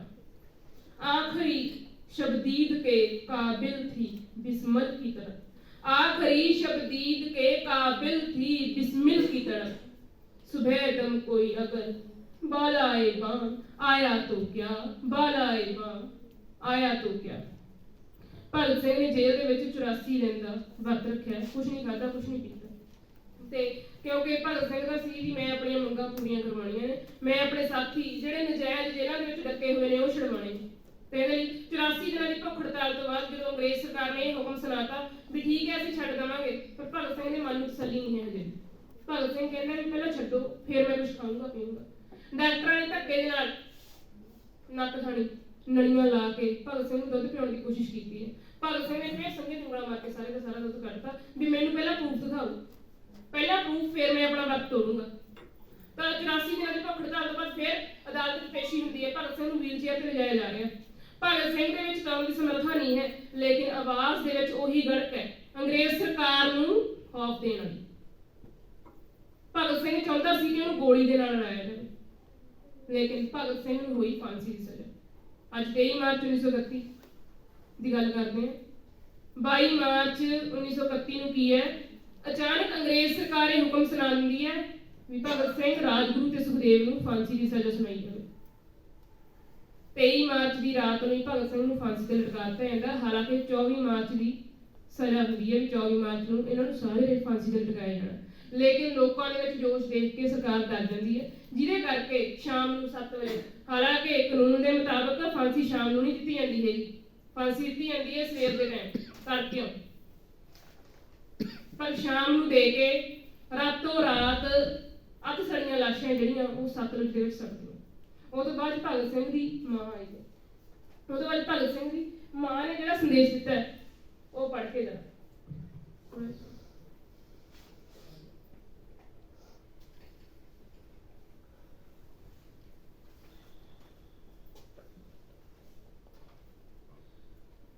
ਭਗਤ ਸਿੰਘ ਦੀ ਮਾਂ ਕਹਿ ਰਹੀ ਹੈ, ਕਹਿੰਦੇ ਭਗਤ ਸਿੰਘ ਦੇ ਫੜੇ ਜਾਣ ਤੇ ਉਹਦੇ ਕੋਲੋਂ ਸ਼ਹੀਦ ਕਰਤਾਰ ਸਿੰਘ ਸਰਾਭੇ ਦੀ ਫੋਟੋ ਨਿਕਲੀ, ਜਿਹੜੀ ਕਿ ਉਹ ਹਮੇਸ਼ਾ ਆਪਣੇ ਪਾਸ ਰੱਖਿਆ ਕਰਦਾ ਸੀ। ਕਈ ਵਾਰੀ ਮੇਰੇ ਨਾਲ ਗੱਲਾਂ ਕਰਦਾ, ਮੈਨੂੰ ਆਪਣੀ ਜੇਬ ਵਿੱਚੋਂ ਇਹ ਫੋਟੋ ਕੱਢ ਕੇ ਦਿਖਾਉਂਦਾ, ਬੇਬੇ ਜੀ ਇਹ ਹਨ ਮੇਰੇ ਗੁਰੂ ਸਾਥੀ ਤੇ ਭਰਾ। ਸ਼ਹੀਦ ਕਰਤਾਰ ਸਿੰਘ ਸਰਾਭਾ 1914-15 ਦੇ ਗਦਰੀਆਂ ਦੇ ਸ਼ਹੀਦਾਂ ਵਿੱਚ ਸਭ ਤੋਂ ਘੱਟ ਉਮਰ ਦਾ ਨੌਜਵਾਨ ਸੀ। 16 ਸਾਲ ਦੀ ਉਮਰ ਸ਼ਹੀਦੀ ਪ੍ਰਾਪਤ ਕਰ ਗਿਆ ਸੀ ਕਰਤਾਰ ਸਿੰਘ ਸਰਾਭਾ। 1899 ਦਾ ਜਨਮ ਹੈ, 1915 ਦੇ ਵਿੱਚ ਸ਼ਹਾਦਤ ਪ੍ਰਾਪਤ ਕਰ ਲਈ। ਤੇ ਅੱਗੇ ਕਹਿਣ ਲੱਗੇ, ਕਹਿੰਦਾ ਘਰ ਵਿੱਚ ਕੰਮ ਕਰਦੇ ਵੀ ਇੱਧਰ ਉੱਧਰ ਵੀ, ਕਹਿੰਦਾ ਸਿਰਫ ਤੇ ਸਿਰਫ ਇੱਕੋ ਗੀਤ ਗੁਣਗੁਣਾਉਂਦਾ ਸੀ ਭਗਤ ਸਿੰਘ, ਜਿਹੜਾ ਕਿ ਸਰਾਭੇ ਦਾ ਲਿਖਿਆ ਹੋਇਆ ਸੀ। ਸੇਵਾ ਦੇਸ਼ ਦੀ ਜਿੰਦੜੀਏ ਬੜੀ ਔਖੀ, ਸੇਵਾ ਦੇਸ਼ ਦੀ ਜਿੰਦੜੀਏ ਬੜੀ ਔਖੀ, ਗੱਲਾਂ ਕਰਨੀਆਂ ਢੇਰ ਸੁਖੱਲੀਆਂ ਨੇ, ਜਿਨ੍ਹਾਂ ਦੇਸ਼ ਸੇਵਾ ਵਿੱਚ ਪੈਰ ਪਾਇਆ ਉਹਨਾਂ ਲੱਖ ਮੁਸੀਬਤਾਂ ਝੱਲੀਆਂ ਨੇ, ਉਹਨਾਂ ਲੱਖ ਮੁਸੀਬਤਾਂ ਝੱਲੀਆਂ ਨੇ। ਤਾਂ ਇਹ ਸੀ ਉਹਨਾਂ ਦੀ ਮਾਤਾ ਵਿਦਿਆਵਤੀ ਦੇ ਬਿਆਨ। ਤੇ ਇਹ ਤੋਂ ਬਾਅਦ ਇਹ ਵੀ ਗੱਲ ਦੇਖਣੀ ਚਾਹੀਏ ਵੀ ਭਗਤ ਸਿੰਘ ਦੀ ਮੰਗੇਤਰ ਹੈ ਜਿਹੜੀ, ਉਹਨੇ ਤਮਾਮ ਉਮਰ ਵਿਆਹ ਨਾ ਕਰਵਾਉਣ ਦਾ ਫੈਸਲਾ ਲੈ ਲਿਆ ਸੀਗਾ। ਉਹਦੀ ਜ਼ਿੰਦਗੀ ਵੀ ਜਿਹੜੀ ਬਾਹਰ ਵਾਲੀ ਉਹ ਰੁੜ ਖੁੜ ਕੇ ਗਈ ਹੈ, ਕਿਉਂਕਿ ਸਰਕਾਰ ਨੇ, ਜਦੋਂ ਅੰਗਰੇਜ਼ ਸਰਕਾਰ ਸੀ, ਉਹਨਾਂ ਨੇ ਇਹ ਵਾਅਦਾ ਕੀਤਾ ਸੀਗਾ ਵੀ ਅਸੀਂ ਇਸ ਔਰਤ ਨੂੰ ਕੀ ਹੈ ਕੋਈ ਨਾ ਕੋਈ ਜਿਵੇਂ ਕਹਿੰਦੇ ਮਾਨ ਸਨਮਾਨ ਕਰਾਂਗੇ, ਲੇਕਿਨ ਇਸ ਤਰੀਕੇ ਦੇ ਨਾਲ ਨਹੀਂ ਹੋਇਆ। ਤਾਂ ਸਾਰੀ ਉਮਰ ਉਸ ਔਰਤ ਨੇ ਆਪਣੀ ਜ਼ਿੰਦਗੀ ਹੈ ਜਿਹੜੀ ਭਗਤ ਸਿੰਘ ਦੇ ਲੇਖੇ ਲਈ ਰੱਖੀ ਹੈ। ਤਾਂ +2 ਦੀ ਕਿਤਾਬ ਹੈ ਦਲੀਪ ਕੌਰ ਟਿਵਾਣਾ ਦਾ ਲਾਸਟ ਲੇਖ ਲਿਖਿਆ ਹੋਇਆ, ਜਿਹਦੇ ਵਿੱਚ ਉਹਨਾਂ ਨੇ ਭਗਤ ਸਿੰਘ ਦੀ ਮੰਗੇਤਰ ਬਾਰੇ ਦੱਸਿਆ ਹੋਇਆ ਸਪੈਸ਼ਲ ਤੌਰ ਤੇ। ਤਾਂ ਸਾਰਿਆਂ ਨੂੰ ਹਦਾਇਤ ਪੜ੍ਹ ਲਿੱਤੀ ਹੈ। ਤੇ ਇਹ ਤੋਂ ਬਿਨਾਂ ਮੈਂ ਇਹ ਵੀ ਦੱਸਣਾ ਚਾਹੁੰਦੀ ਹਾਂ ਵੀ ਜਿਹੜੇ ਵੀ ਮੈਂ ਹਵਾਲੇ ਲਏ ਆ, ਆਹ ਵਾਲੀ ਤੇ ਜਿਹੜੀ ਇਹ ਤੋਂ ਮਗਰਲੀ ਸਲਾਈਡ ਸੀਗੀ ਇੱਕ, ਜਿੱਥੇ ਭਗਤ ਸਿੰਘ ਦਾ ਸਾਰਾ ਜੀਵਨ ਯਾਤਰਾ ਲਿਖੀ ਹੋਈ ਹੈ। ਆਪਣੇ ਮੇਲਾ ਲੱਗਿਆ ਸੀਗਾ ਜਗਰਾਉਂ, ਸਰਕਾਰੀ ਜਿਹੜਾ ਸਕੂਲ ਹੈ ਕੁੜੀਆਂ ਦਾ ਤੇ ਮੁੰਡਿਆਂ ਦਾ ਇਕੱਠਾ, ਉੱਥੇ ਮੇਲਾ ਲੱਗਿਆ ਸੀਗਾ 8-9 ਅਕਤੂਬਰ ਨੂੰ। ਤੇ ਉੱਥੋਂ ਇਹ ਮੈਂ ਪਿਕਸ ਕਲਿੱਕਸ ਕੀਤੀਆਂ ਸੀਗੀਆਂ ਤੇ ਮੈਨੂੰ ਬੜੀ ਵਧੀਆ ਗੱਲ ਲੱਗੀ ਵੀ ਸਾਡੇ ਹਜੇ ਵੀ ਲੋਕ ਹੈਗੇ ਨੇ ਜਿਹੜੇ ਇਸ ਤਰ੍ਹਾਂ ਦੀਆਂ ਖੋਜਾਂ ਕਰ ਰਹੇ ਨੇ, ਕਿਉਂਕਿ ਇਹ ਅੱਜ ਦੇ ਟਾਈਮ 'ਚ ਬਹੁਤ ਔਖੀ ਹੈ ਵੀ ਕਿਹੜੇ ਟਾਈਮ 'ਤੇ ਕਿਹੜਾ ਹੋਇਆ। ਹਾਲਾਂਕਿ ਬਲਦੇਵ ਸਿੰਘ ਦਾ ਨਾਵਲ ਹੈ ਸਤਲੁਜ ਵਹਿੰਦਾ ਰਿਹਾ, ਉਹ ਸਾਰੀਆਂ ਕਮੀਆਂ ਪੂਰੀਆਂ ਕਰਦਾ ਹੈ, ਪਰ ਪਲ ਦੀ ਖਬਰ ਹੈ ਮੇਰੇ ਕੋਲ ਹਜੇ ਵੀ ਵੈਬ 'ਚ ਪਿਆ, ਉਹੀ ਪੜ੍ਹ ਕੇ ਅੱਜ ਇੰਨਾ ਕੁਝ ਕਰਨ ਦੇ, ਬੋਲਣ ਦੇ, ਤੁਹਾਡੇ ਸਾਹਮਣੇ ਰੂਬਰੂ ਹੋਣ ਦੇ ਕਾਬਿਲ ਹੋਏ। ਤੇ अंत विच अपने लफ्ज़ां नूं विराम दिंदी हुई इन्नी गल ही कहांगी। सरफरोशी की तमन्ना अब हमारे दिल में है, सरफरोशी की तमन्ना अब हमारे दिल में है, देखना है जोर कितना बाजुए कातिल में है, देखना है जोर कितना बाजुए कातिल में है।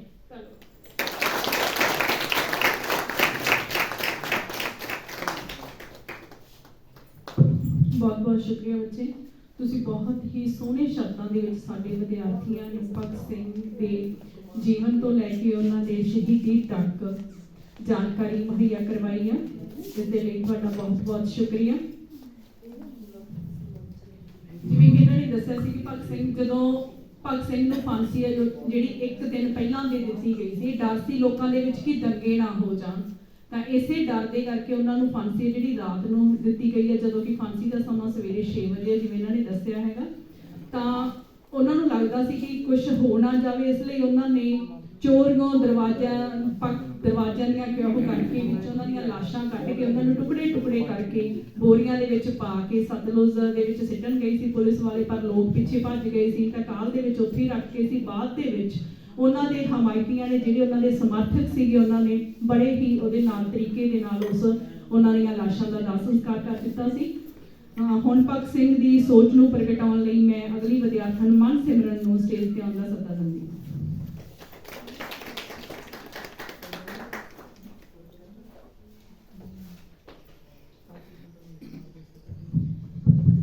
ਸੂਰਮੇ ਬਣਦੇ ਨਾਲ ਦਲੇਰੀਆਂ ਦੇ, ਉਂਝ ਮਾਵਾਂ ਕਿੰਨੇ ਪੁੱਤ ਜੰਮਦੀਆਂ ਨੇ, ਸਰਦਾਰ ਭਗਤ ਜੇ ਸੂਰਮੇ ਜੰਮਦੇ ਨੀ, ਜਿਹਨੂੰ ਦੇਖ ਹਨੇਰੀਆਂ ਵੀ ਥੰਮਦੀਆਂ ਨੇ, ਜਿਹਨੂੰ ਦੇਖ ਹਨੇਰੀਆਂ ਵੀ ਥੰਮਦੀਆਂ ਨੇ।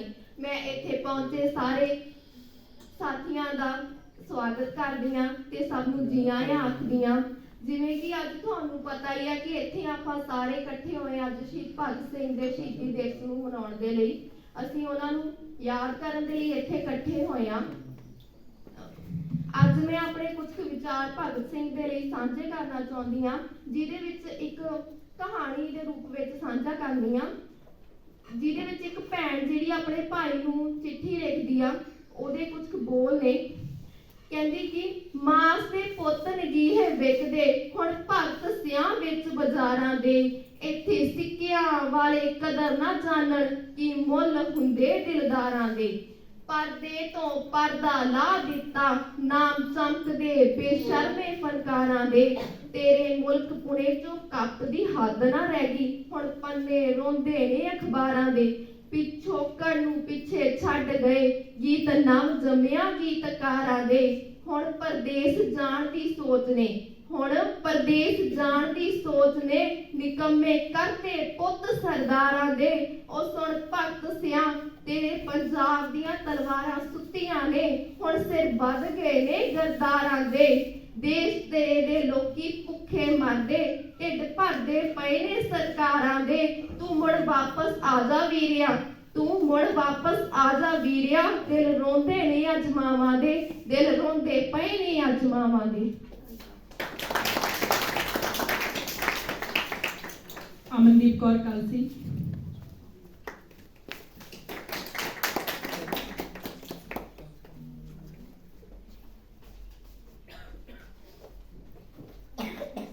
ਸਭ ਤੋਂ ਪਹਿਲਾਂ ਸਾਰੇ ਪਹੁੰਚ ਚੁੱਕੇ ਟੀਚਰ ਸਾਹਿਬਾਨ ਤੇ ਮੇਰੇ ਪਿਆਰੇ ਵਿਦਿਆਰਥੀ ਸਾਥੀਓ, ਸਾਰਿਆਂ ਨੂੰ ਸਤਿਕਾਰ ਭਰੀ ਸਤਿ ਸ੍ਰੀ ਅਕਾਲ। ਜਿਵੇਂ ਕਿ ਆਪਾਂ ਨੂੰ ਪਤਾ ਹੀ ਹੈ ਕਿ ਅੱਜ ਸਰਦਾਰ ਭਗਤ ਸਿੰਘ ਦਾ ਸ਼ਹੀਦੀ ਦਿਹਾੜਾ ਜਿਹੜਾ 92ਵਾਂ ਸ਼ਹੀਦੀ ਦਿਹਾੜਾ ਆਪਾਂ ਮਨਾਉਣ ਲਈ ਇੱਥੇ ਇਕੱਠੇ ਹੋਏ ਹਾਂ। ਮੇਰੀ ਉਹਦੇ ਸੰਬੋਧਿਤ ਇੱਕ ਕਵਿਤਾ ਜੋ ਤੁਹਾਡੇ ਸਾਹਮਣੇ ਮੈਂ ਪੇਸ਼ ਕਰਨੀ ਚਾਹੁੰਦੀ ਹਾਂ। ਭਗਤ ਸਿੰਘ ਦਾਸ ਨੂੰ ਨਮਸਕਾਰ ਹੈ, ਭਗਤ ਸਿੰਘ ਦਾਸ ਨੂੰ ਨਮਸਕਾਰ ਹੈ, ਭੁੱਖ ਹੜਤਾਲ ਜਿਨ੍ਹਾਂ ਦੀ ਅਪਾਰ ਹੈ। ਭਗਤ ਸਿੰਘ ਦਾਸ ਨੂੰ ਨਮਸਕਾਰ ਹੈ, ਭੁੱਖ ਹੜਤਾਲ ਜਿਨ੍ਹਾਂ ਦੀ ਅਪਾਰ ਹੈ। ਤਵਾਰੀਖ ਦੁਨੀਆ ਦੀ ਤੋੜ ਡਾਰੀ ਹੈ, ਕੌਮ ਨਾਲੋਂ ਸਾਨੂੰ ਜਿੰਦ ਨਾ ਪਿਆਰੀ ਹੈ, ਕੌਮ ਨਾਲੋਂ ਸਾਨੂੰ ਜਿੰਦ ਨਾ ਪਿਆਰੀ ਹੈ। ਮੋਰਚਾ ਜ਼ੁਲਮ ਦਾ ਜ਼ਰੂਰ ਤੋੜਨਾ, ਮੋਰਚਾ ਜ਼ੁਲਮ ਦਾ ਜ਼ਰੂਰ ਤੋੜਨਾ, ਲੱਗ ਜਾਵੇ ਜਿੰਦ ਨਾ ਸਿਰੜ ਛੋੜਨਾ। ਰਾਜਬੰਦੀ ਸਿੰਘਾਂ ਨੂੰ ਕਿਉਂ ਦੁੱਖ ਹੈ ਭਾਰੀ, ਰਾਜਬੰਦੀ ਸਿੰਘਾਂ ਨੂੰ ਕਿਉਂ ਦੁੱਖ ਹੈ ਭਾਰੀ, ਕੌਮ ਨਾਲੋਂ ਸਾਨੂੰ ਜਿੰਦ ਨਾ ਪਿਆਰੀ, ਕੌਮ ਨਾਲੋਂ ਸਾਨੂੰ ਜਿੰਦ ਨਾ ਪਿਆਰੀ। ਸ਼ਾਬਾਸ਼ੇ ਜੋ ਹਿੰਦ ਦੀ ਪੈਮਾਨਾ ਸੰਗ ਤੇ, ਵਾਵਾ ਹੜਤਾਲ ਕੀਤੀ ਹੈ ਬੁਲੰਦ ਤੇ। ਦਰਦ ਭਰੀ ਆ ਸਾਰਿਆਂ ਨੇ ਮਾਰੀ ਹੈ, ਕੌਮ ਨਾਲੋਂ ਸਾਨੂੰ ਜਿੰਦ ਨਾ ਪਿਆਰੀ ਹੈ। ਭਗਤ ਸਿਆਂ ਦत्त मशहूर किया है, भगत सिंह दत्त मशहूर किया है, लिख के हवाल दिल लूस लिया है। असी अज सारिਆਂ ने प्रण धारी है, कौम नालों सानू जिंद ना प्यारी है, कौम नालों सानू जिंद ना प्यारी है। जिवें सानू सारिਆਂ ਨੂੰ पता ही है कि भी जदों कोई भी देश भगत दुनिया तो चला जाता है भी वो मरदा नहींगा, मीनस के अमर हो जाता। ਉਹਦੇ ਲਈ कुछ लेना ने शरीर मर जाता है पर विचार नहीं मरदे, शरीर मर जाता है पर विचार नहीं मरदे। सदा अमर रहिंदे जग ते देश लई ने जो मरदे, सदा अमर रहिंदे जग ते देश लई ने जो मरदे। धन्यवाद। BSc फर्स्ट ਦੀ ਵਿਦਿਆਰਥਣ ਅਰਸ਼ਦੀਪ ਕੌਰ।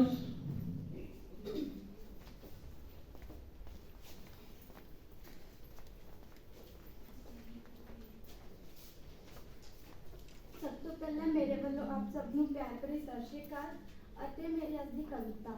ਮੋਮਬੱਤੀਆਂ ਬੁਝ ਗਈਆਂ ਦੀਵੇ ਥੱਲੇ ਹਨੇਰਾ ਛਾਇਆ ਸੀ, ਫਾਂਸੀ ਦੇ ਫੰਦੇ ਉੱਤੇ ਜਦੋਂ ਤਿੰਨਾਂ ਵੀਰਾਂ ਨੂੰ ਝੁਕਾਇਆ ਸੀ, ਫਾਂਸੀ ਦੇ ਫੰਦੇ ਉੱਤੇ ਜਦੋਂ ਤਿੰਨਾਂ ਵੀਰਾਂ ਨੂੰ ਝੁਕਾਇਆ ਸੀ। ਸੁਖਦੇਵ ਭਗਤ ਤੇ ਰਾਜਗੁਰੂ ਨੇ ਹੱਸਦੇ ਦੇਸ਼ ਦੀ ਖਾਤਰ ਫਾਂਸੀ ਨੂੰ ਗਲੇ ਲਗਾਇਆ ਸੀ, ਹੱਸਦੇ ਦੇਸ਼ ਦੀ ਖਾਤਰ ਫਾਂਸੀ ਨੂੰ ਗਲੇ ਲਗਾਇਆ ਸੀ। ਮੌਤ ਦਾ ਨਾ ਡਰ ਸੀ, ਸੀਨੇ ਵਿੱਚ ਜੋਸ਼ ਜੋਸ਼ੀਲਾ ਸੀ, ਪਰਵਾਹ ਨਹੀਂ ਸੀ ਆਪਣੀ ਜਾਨ ਦੀ, ਬਸੰਤੀ ਰੰਗ ਦਾ ਪਾਇਆ ਚੋਲਾ ਸੀ। ਲੈ ਕੇ ਜਨਮ ਇਸ ਧਰਤੀ ਤੇ ਉਹਨਾਂ ਨੇ ਆਪਣਾ ਫਰਜ਼ ਨਿਭਾਇਆ ਸੀ, ਹੱਸਦੇ ਦੇਸ਼ ਦੀ ਖਾਤਰ ਫਾਂਸੀ ਨੂੰ ਗਲੇ ਲਗਾਇਆ ਸੀ, ਹੱਸਦੇ ਦੇਸ਼ ਦੀ ਖਾਤਰ ਫਾਂਸੀ ਨੂੰ ਗਲੇ ਲਗਾਇਆ ਸੀ। ਛੱਡ ਮੋਹ ਮਾਇਆ ਇਸ ਜੱਗ ਦੀ, ਆਪਣਿਆਂ ਨੂੰ ਵੀ ਭੁਲਾਇਆ ਸੀ, ਲੜ ਕੇ ਗਏ ਫਾਂਸੀ ਉੱਤੇ ਇਨਕਲਾਬ ਦਾ ਨਾਰਾ ਲਾਇਆ ਸੀ। ਦੇਖ ਕੇ ਦੇਸ਼ ਭਗਤੀ ਤਿੰਨਾਂ ਦੀ ਸਭ ਨੇ ਅੱਖਾਂ 'ਚ ਨੀਰ ਵਹਾਇਆ ਸੀ, ਹੱਸਦੇ ਦੇਸ਼ ਦੀ ਖਾਤਰ ਫਾਂਸੀ ਨੂੰ ਗਲੇ ਲਗਾਇਆ ਸੀ, ਹੱਸਦੇ ਦੇਸ਼ ਦੀ ਖਾਤਰ ਫਾਂਸੀ ਨੂੰ ਗਲੇ ਲਗਾਇਆ ਸੀ। ਧੰਨਵਾਦ। ਮਹਿਕ ਠਾਕੁਰ।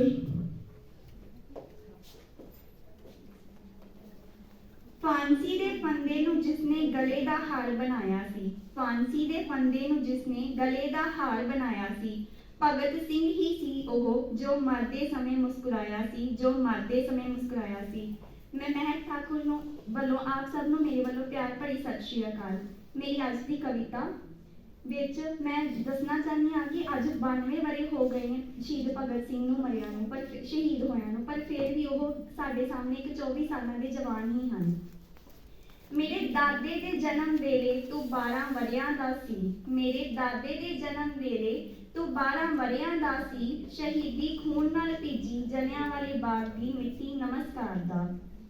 दादा 12 वरियां दा होया तू 24 सालां पर जवान गबरू सी, तेरा शहीदी वेला सी। दादा 12 वरियां दा होया तू 24 सालां पर जवान गबरू सी, तेरा शहीदी वेला सी। दादा गबरू होया तां भी तू 24 सालां पर जवान गबरू सी। हुण मेरे पिता दे समय भी ओह 24 सालां दे जवान गबरू ही सी। मेरे पिता दे गबरू होण वेले भी तू 24 सालां पर जवान गबरू ही सी। मैं 24 सालां दा होया तां भी तू 24 सालां पर जवान गबरू सी।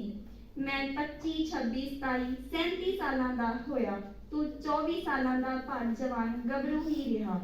मैं हर जन्म दिन ते बुढ़ापे वाल 1 साल वधदा हां, तू हर शहीदी दिन ते भी 24 सालां पर जवान गबरू हुंदा है। उंज आशीष तां सारियां मावां दिंदियां ने, जिउंदा रहे सदा जवानियां माने, पर तू सचमुच जिउंदा है पर जवान गबरू, सदा जवानियां मानदा है। जिन्ना अजे पैदा होना है उन्हां गबरूआं लई भी तू हानदा है। अमर कर लई है अपनी जान भगत सिंह ने, अमर कर लई है अपनी जान भगत सिंह ने, 24 सालां दा जवान रहना सदा जवान भगत सिंह ने, 24 सालां दा रहना जवान सदा जवान भगत सिंह ने। धन्यवाद। BSc फर्स्ट ਦੀ ਵਿਦਿਆਰਥਣ ਰਜਨੀਤ ਕੌਰ। ਵਿਦਿਆਰਥੀਆਂ ਦਾ ਜਿਹੜਾ ਇਹ ਪਲੇਠਾ ਮੰਚ ਆ ਜਿੱਥੋਂ ਇਹਨਾਂ ਨੂੰ ਮੌਕਾ ਮਿਲਦਾ ਤੇ ਇਹਨਾਂ ਦਾ ਹੌਸਲਾ ਵੱਧਦਾ, ਅੱਗੇ ਵੀ ਜਾ ਕੇ ਇਹ खूब तरक्कियां कर। साडा आशीर्वाद हमेशा इन्हां दे नाल आ। विद्यार्थन रजनीत कौर।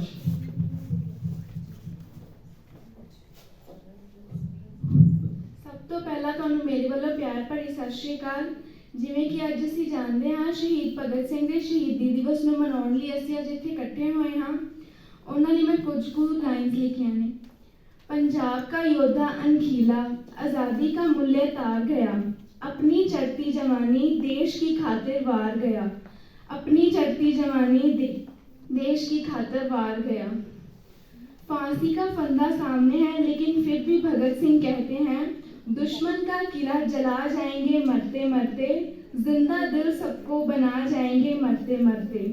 हम मरेंगे भी तो दुनिया में जिंदगी के लिए, हम मरेंगे भी तो दुनिया में जिंदगी के लिए, सबको मर मिटना सिखा जाएंगे मरते मरते। मैं जुदा हुआ तो क्या हुआ, मैं जुदा हुआ तो क्या हुआ, कौम के दिल को मिला जाएंगे मरते मरते। खंजर ए जुल्म गला काट के परवाह नहीं करते, खंजर ए जुल्म गला काट के परवाह नहीं करते, दुख गैरों का मिटा जाएंगे मरते मरते, दुख गैरों का मिटा जाएंगे मरते मरते। क्या जलाएगा तू कमजोर जलाने वाले, क्या जलाएगा तू कमजोर जलाने वाले, आह से तुझको जला जाएंगे मरते मरते। यह ना समझो कि फांसी में लटकाया गया हूँ, यह ना समझो कि फांसी में लटकाया गया हूँ, सैकड़ों भगत सिंह बना जाएंगे मरते मरते, सैकड़ों भगत सिंह बना जाएंगे मरते मरते। Thank you. Rajveer Kaur BSc first non medical की विद्यार्थन। आप सभी को मेरी तरफ से नमस्कार। मैं राजवीर कौर आपके सामने एक कविता पेश कर रही हूँ जिसके बोल हैं। जो इर्द एक मात्र आजादी का लेकर सोया था, जिसके बलिदानों की गाथा सुन हिंदुस्तान का बच्चा बच्चा रोया था, जो खिलौनों से खेलने की उम्र में छिप छिप के बंदूकें बोया करता था, माँ के आंसू हो या पिता का हुक्म, जो अपनी मंजिल से विचलित कभी नहीं हुआ था। मोहन हो या नेहरू हो, सबको शीश झुकाकर नमन करती हूँ। योगदान था आजादी में इनका, मैं इस बात से इनकार कहाँ करती हूँ। मानकर इनको सब उन वीरों को भूल जाना नहीं, गोली खाई थी आने वाली नस्लों के खातर, इस बात को जहन से निकालना नहीं। राजगुरु हो या सुखदेव या भगत, सबने अंग्रेजों को ललकारा था, किसे भूल जाऊं उनकी शहादत को, जिसने मरते दम भी जय हिंद का नारा लगाया था। इन्हीं में से एक वीर का बलिदान दोहराने वाली हूँ, रूह कांपना उठे तो समझ लेना, मैं आजादी का दिखावा करने वाली हूँ। माना अहिंसा से भी काफी प्रभाव डाला था गांधी ने, पर लातों के भूत को सबक सिखाया था सिर्फ भगत सिंह नामक आंधी ने।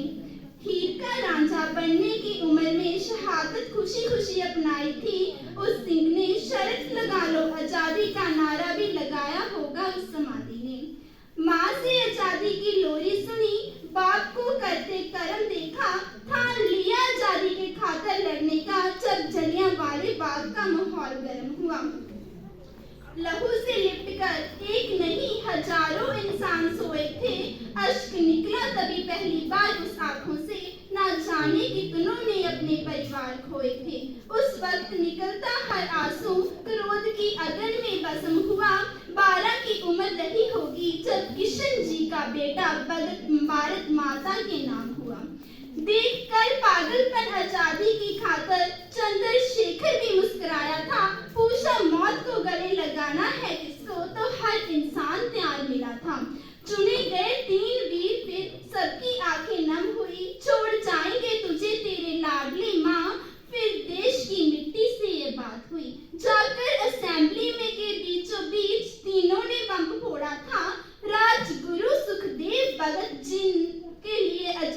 का मूल्य मौत से भी बड़ा था।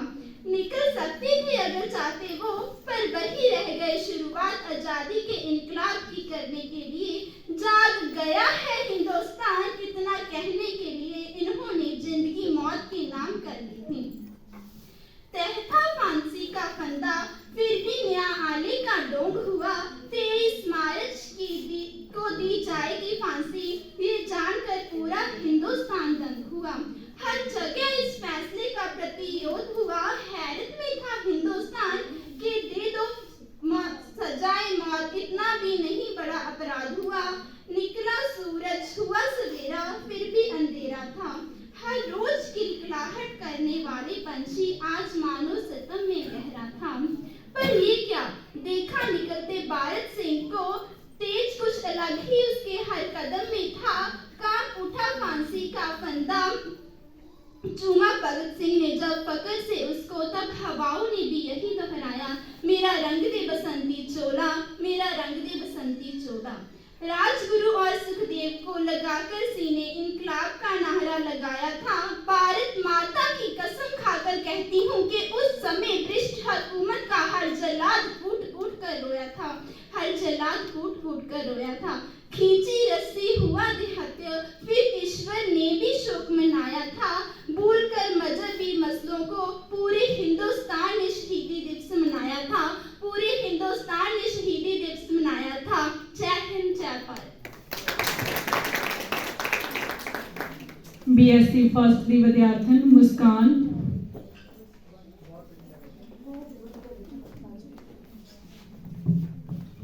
ਸਭ ਤੋਂ ਪਹਿਲਾਂ ਸਭ ਨੂੰ ਮੇਰੇ ਵੱਲੋਂ ਸਤਿਕਾਰ ਭਰੀ ਸਤਿ ਸ਼੍ਰੀ ਅਕਾਲ। मैं तुम्हारे सामने कविता पेश करने जा रही हूँ। आजादी का एक दीवाना, आजादी का एक दीवाना, नाम भगत सिंह लिखता था। गांव के बाकी बच्चों जैसा ही तो दिखता था। सब गुड्डे गुड़ियां खेलते थे, सब गुड्डे गुड़ियां खेलते थे।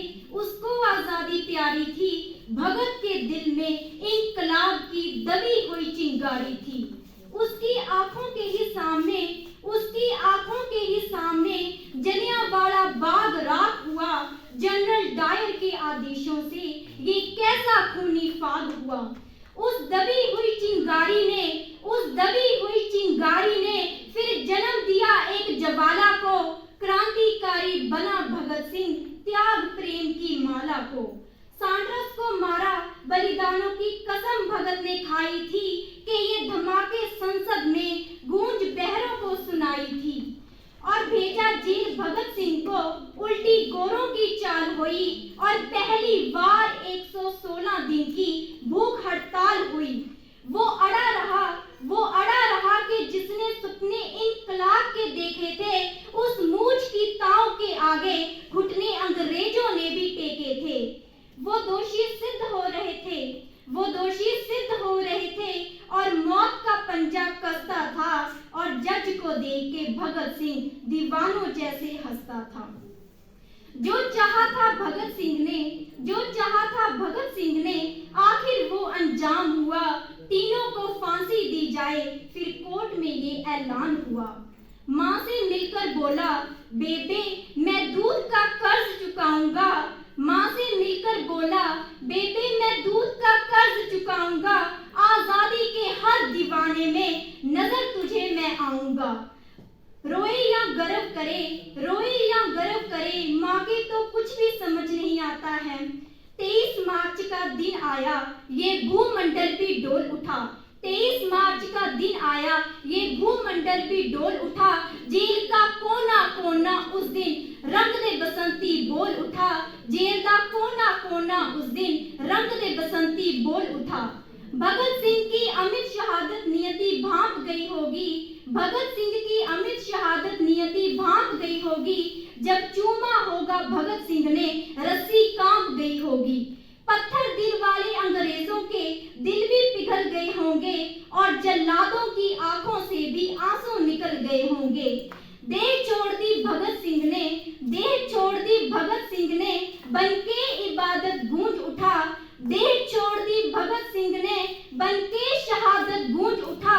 इनकलाब के नारों से फिर सारा भारत गूंज उठा। इनकलाब के नारों से फिर सारा भारत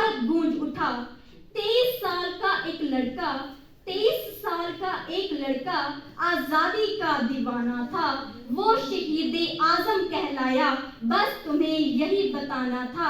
वो शहीद आजम कहलाया, बस तुम्हें यही बताना था। आज़ादी के अफसानों को जब भी कोई शायर गाएगा, सुखदेव भगत और गुरु तुम्हारा नाम हमेशा आएगा।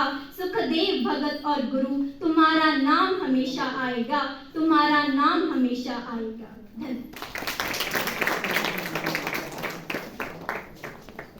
बहुत सोहने तरीके दे नाल तुसीं अपनी कविता नूं पेश कीता। हुण विद्यार्थी MSc सैकेंड केमिस्ट्री का विद्यार्थी बलकार सिंह अपनी कविश्री लैके तुहाडे सामने पेश हो रहा है।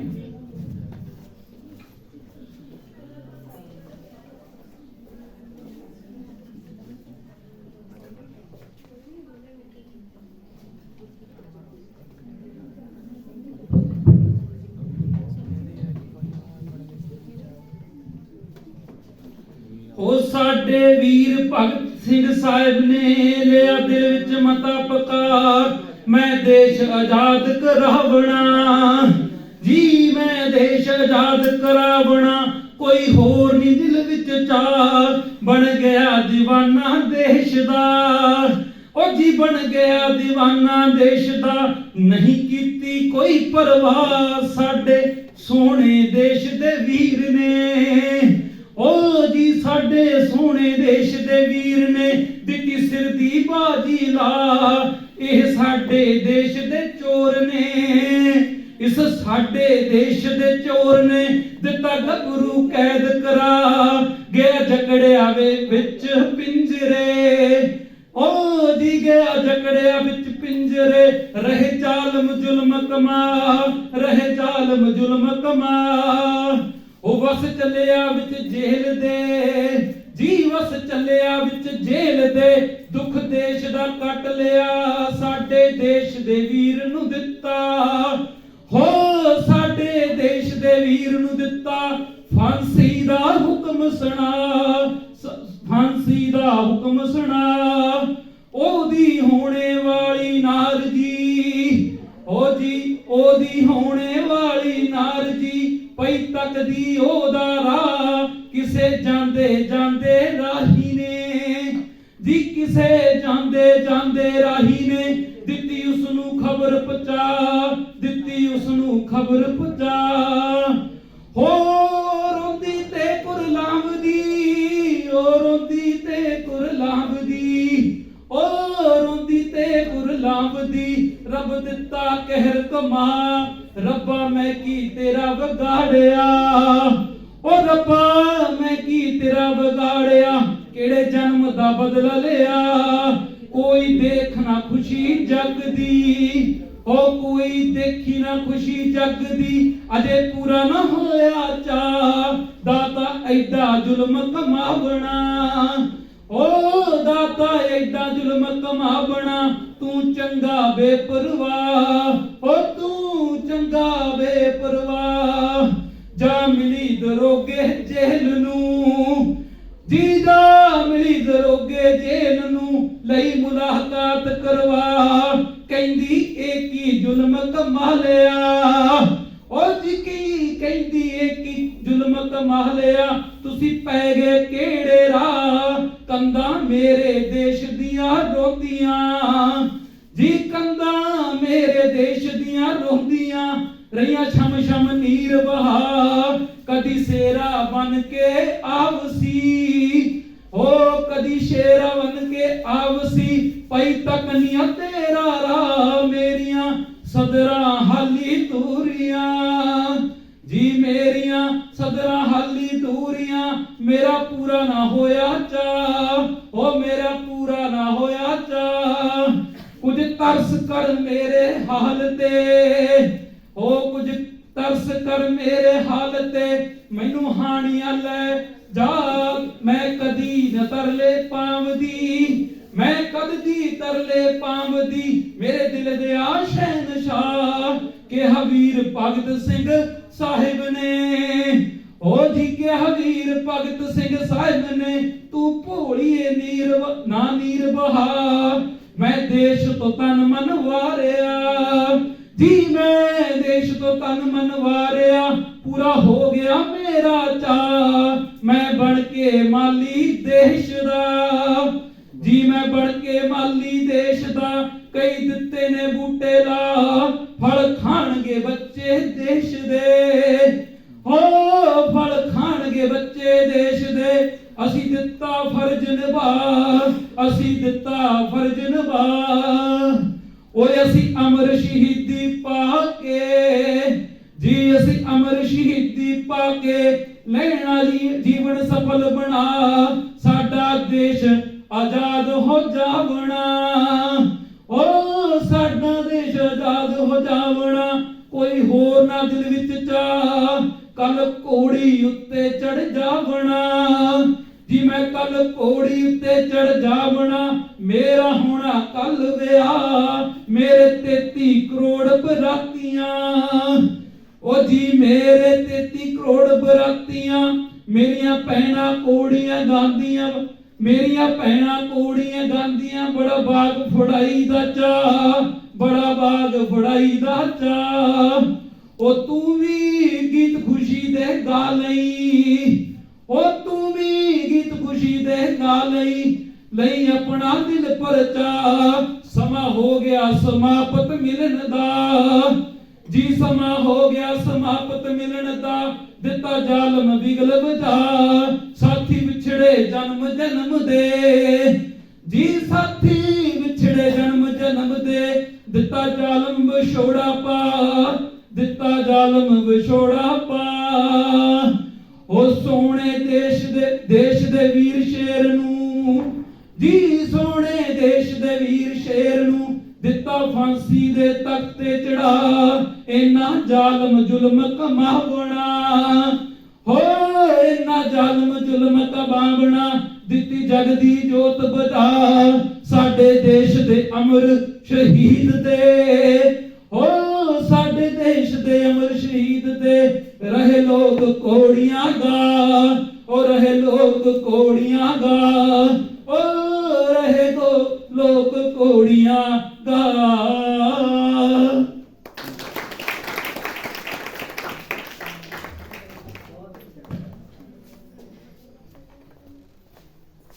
बहुत बहुत शुक्रिया बच्चे। इस प्रोग्राम ਦੇ ਵਿੱਚ ਭਾਗ ਲੈਣ ਵਾਲੇ ਵਿਦਿਆਰਥੀਆਂ ਵਿੱਚੋਂ ਲਾਸਟ ਸੱਦਾ ਮੇਰਾ ਸੰਜਨਾ ਨੂੰ।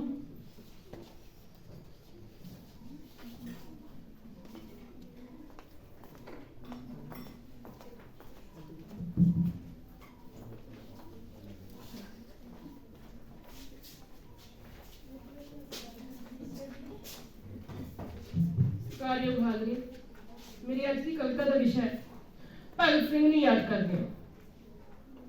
ਮਾਫ ਕਰਨਾ, ਮਾਫ ਕਰਨਾ, ਅਸੀਂ ਤੈਨੂੰ ਫਾਂਸੀ ਦੇ ਤਖਤੇ ਤੋਂ ਅੱਗੇ ਨਹੀਂ ਸਮਝ ਸਕੇ। ਮਾਫ ਕਰਨਾ, ਅਸੀਂ ਤੈਨੂੰ ਫਾਂਸੀ ਦੇ ਤਖਤੇ ਤੋਂ ਅੱਗੇ ਨਹੀਂ ਸਮਝ ਸਕੇ। ਤੇਰੀਆਂ ਅੱਖਾਂ 'ਚ ਡਾਢਿਆਂ ਖਿਲਾਫ ਬੈਗ ਦੀ ਲਾਲੀ, ਤੇਰੀਆਂ ਅੱਖਾਂ 'ਚ ਡਾਢਿਆਂ ਖਿਲਾਫ ਬੈਗ ਦੀ ਲਾਲੀ, ਤੇਰੀ ਅਣਖ ਦੀ ਪੱਗ ਦਾ ਮਸਲਾ ਤੇ ਤੇਰੇ ਹੱਥ 'ਚ ਫੜੀ ਮਾਰਕਸ ਦੀ ਕਿਤਾਬ, ਸਾਡੇ ਲਈ ਟੀਵੀ ਸਕਰੀਨ ਤੇ ਕਿਸੇ ਫਿਲਮੀ ਹੀਰੋ ਦੀ ਇਸ਼ਤਿਹਾਰਬਾਜ਼ੀ ਬਣੀ ਰਹੀ। ਭਗਤ ਸਿਆਂ, ਸਾਡੇ ਲਈ ਕਿਸੇ ਫਿਲਮੀ ਹੀਰੋ ਦੀ ਇਸ਼ਤਿਹਾਰਬਾਜ਼ੀ ਬਣੀ ਰਹੀ। ਅਸੀਂ ਤੇਰੀ ਤਸਵੀਰ ਅੱਗੇ ਸ਼ਰਤਾਂ ਦੇ ਫੁੱਲ ਭੇਟ ਕਰਕੇ ਆਪਣੇ ਡਰਪੋਕ ਹੋਣ ਦਾ ਸਬੂਤ ਦਿੰਦੇ ਰਹੇ ਭਗਤ ਸਿਆਂ। ਪਰ ਤੇਰੀਆਂ ਰਗਾਂ 'ਚ ਖੋਲਦੇ ਲਹੂ ਦੀ ਤਸੀਰ ਨਹੀਂ ਸਮਝ ਸਕੇ, ਪਰ ਤੇਰੀਆਂ ਰਗਾਂ 'ਚ ਖੋਲਦੇ ਲਹੂ ਦੀ ਤਸੀਰ ਨਹੀਂ ਸਮਝ ਸਕੇ। ਅਸੀਂ ਤਾਂ ਤੇਰੇ ਚਿਹਰੇ ਤੇ ਉਕਰੀ ਨਾਵਰਾਂ ਵਿਰੁੱਧ ਜਾਵਰੀ ਦੀ, ਅਸੀਂ ਤਾਂ ਤੇਰੇ ਚਿਹਰੇ ਤੇ ਉਕਰੀ ਜਾਵਰਾਂ ਵਿਰੁੱਧ ਨਾਵਰੀ ਦੀ ਇਬਾਰਤ ਨਹੀਂ ਪੜ ਸਕੇ। ਭਗਤ ਸਿਆਂ, ਅਸੀਂ ਤੇਰੇ ਸੁਪਨਿਆਂ ਦਾ ਸਮਾਜ ਕਿੱਥੋਂ ਸਿਰਜ ਲੈਂਦੇ, ਅਸੀਂ ਤੇਰੇ ਸੁਪਨਿਆਂ ਦਾ ਸਮਾਜ ਕਿੱਥੋਂ ਸਿਰਜ ਲੈਂਦੇ। ਭਗਤ ਸਿਆਂ, ਅਸੀਂ ਸੁਪਨਿਆਂ ਦੀ ਸ਼ਨਾਖਤ ਕਿੱਥੋਂ ਕਰ ਲੈਂਦੇ। ਮਾਫ ਕਰਨਾ, ਮਾਫ ਕਰਨਾ, ਅਸੀਂ ਸ਼ਹਿਰ ਦੇ ਕਿਸੇ ਚੌਂਕ 'ਚ ਤੇਰਾ ਬੁੱਤ ਲਗਾ ਸਕਦੇ ਹਾਂ। ਮਾਫ ਕਰਨਾ, ਅਸੀਂ ਸ਼ਹਿਰ ਦੇ ਕਿਸੇ ਚੌਂਕ 'ਚ ਤੇਰਾ ਬੁੱਤ ਲਗਾ ਸਕਦੇ ਹਾਂ, ਪਰ ਤੇਰੇ ਸੁਪਨਿਆਂ ਦਾ ਭਾਰਤ ਨਹੀਂ ਸਿਰਜ ਸਕਦੇ। ਕਿਉਂਕਿ ਤੇਰੇ ਤੇ ਸਾਡੇ ਸੁਪਨੇ ਕਦੇ ਇੱਕ ਨਹੀਂ ਹੋਏ, ਕਿਉਂਕਿ ਤੇਰੇ ਤੇ ਸਾਡੇ ਸੁਪਨੇ ਕਦੇ ਇੱਕ ਨਹੀਂ ਹੋਏ। ਤੇਰੇ ਸੁਪਨਿਆਂ 'ਚ ਕੁਰਸੀਆਂ ਹਿਲਦੀਆਂ ਨੇ। ਤੇਰੇ ਸੁਪਨਿਆਂ 'ਚ ਕੁਰਸੀਆਂ ਹਿਲਦੀਆਂ ਨੇ ਤੇ ਸਾਡੇ ਸੁਪਨਿਆਂ 'ਚ ਕੁਰਸੀਆਂ ਲਈ ਜ਼ਦੋਜ਼ਹਿਦ ਹੁੰਦੀ ਹੈ। ਤੇਰੇ ਸੁਪਨਿਆਂ 'ਚ ਖੂਨ ਖੋਲਦਾ ਹੈ, ਤੇਰੇ ਸੁਪਨਿਆਂ 'ਚ ਖੂਨ ਖੋਲਦਾ ਹੈ ਤੇ ਸਾਡੇ ਸੁਪਨਿਆਂ 'ਚ ਲਹੂ ਦਾ ਸਵਾਦ ਚੱਖਿਆ ਜਾਂਦਾ ਹੈ। ਤੇਰੇ ਸੁਪਨਿਆਂ 'ਚ ਇਨਕਲਾਬ ਜ਼ਿੰਦਾਬਾਦ ਦੇ ਨਾਰੇ ਗੂੰਜਦੇ ਨੇ ਤੇ ਸਾਡੇ ਸੁਪਨਿਆਂ 'ਚ ਮੁਰਦਾ ਸ਼ਾਂਤੀ ਹੈ। ਭਗਤ ਸਿੰਘ, ਸਾਡੇ ਸੁਪਨਿਆਂ 'ਚ ਮੁਰਦਾ ਸ਼ਾਂਤੀ ਹੈ। ਮਾਫ ਕਰਨਾ, ਤੇਰੇ ਤੇ ਸਾਡੇ ਸੁਪਨੇ ਕਦੇ ਇੱਕ ਨਹੀਂ ਹੋ ਸਕਦੇ, ਕਿਉਂਕਿ ਤੇਰੇ ਸੁਪਨਿਆਂ 'ਚ ਅੰਗਿਆਰੇ ਵਰਦੇ ਨੇ, ਕਿਉਂਕਿ ਤੇਰੇ ਸੁਪਨਿਆਂ 'ਚ ਅੰਗਿਆਰੇ ਵਰਦੇ ਨੇ ਤੇ ਸਾਡੇ ਸੁਪਨਿਆਂ 'ਚ ਰੋਟ ਵਰਦੇ ਨੇ। ਮਾਫ ਕਰਨਾ, ਅਸੀਂ ਤੇਰੇ ਸੁਪਨਿਆਂ ਦਾ ਭਾਰਤ ਨਹੀਂ ਸਿਰਜ ਸਕਦੇ। ਭਗਤ ਸਿੰਘ, ਅਸੀਂ ਤੈਨੂੰ ਫਾਂਸੀ ਦੇ ਤਖਤੇ ਤੋਂ ਅੱਗੇ ਨਹੀਂ ਪੜ ਸਕਦੇ। ਧੰਨਵਾਦ।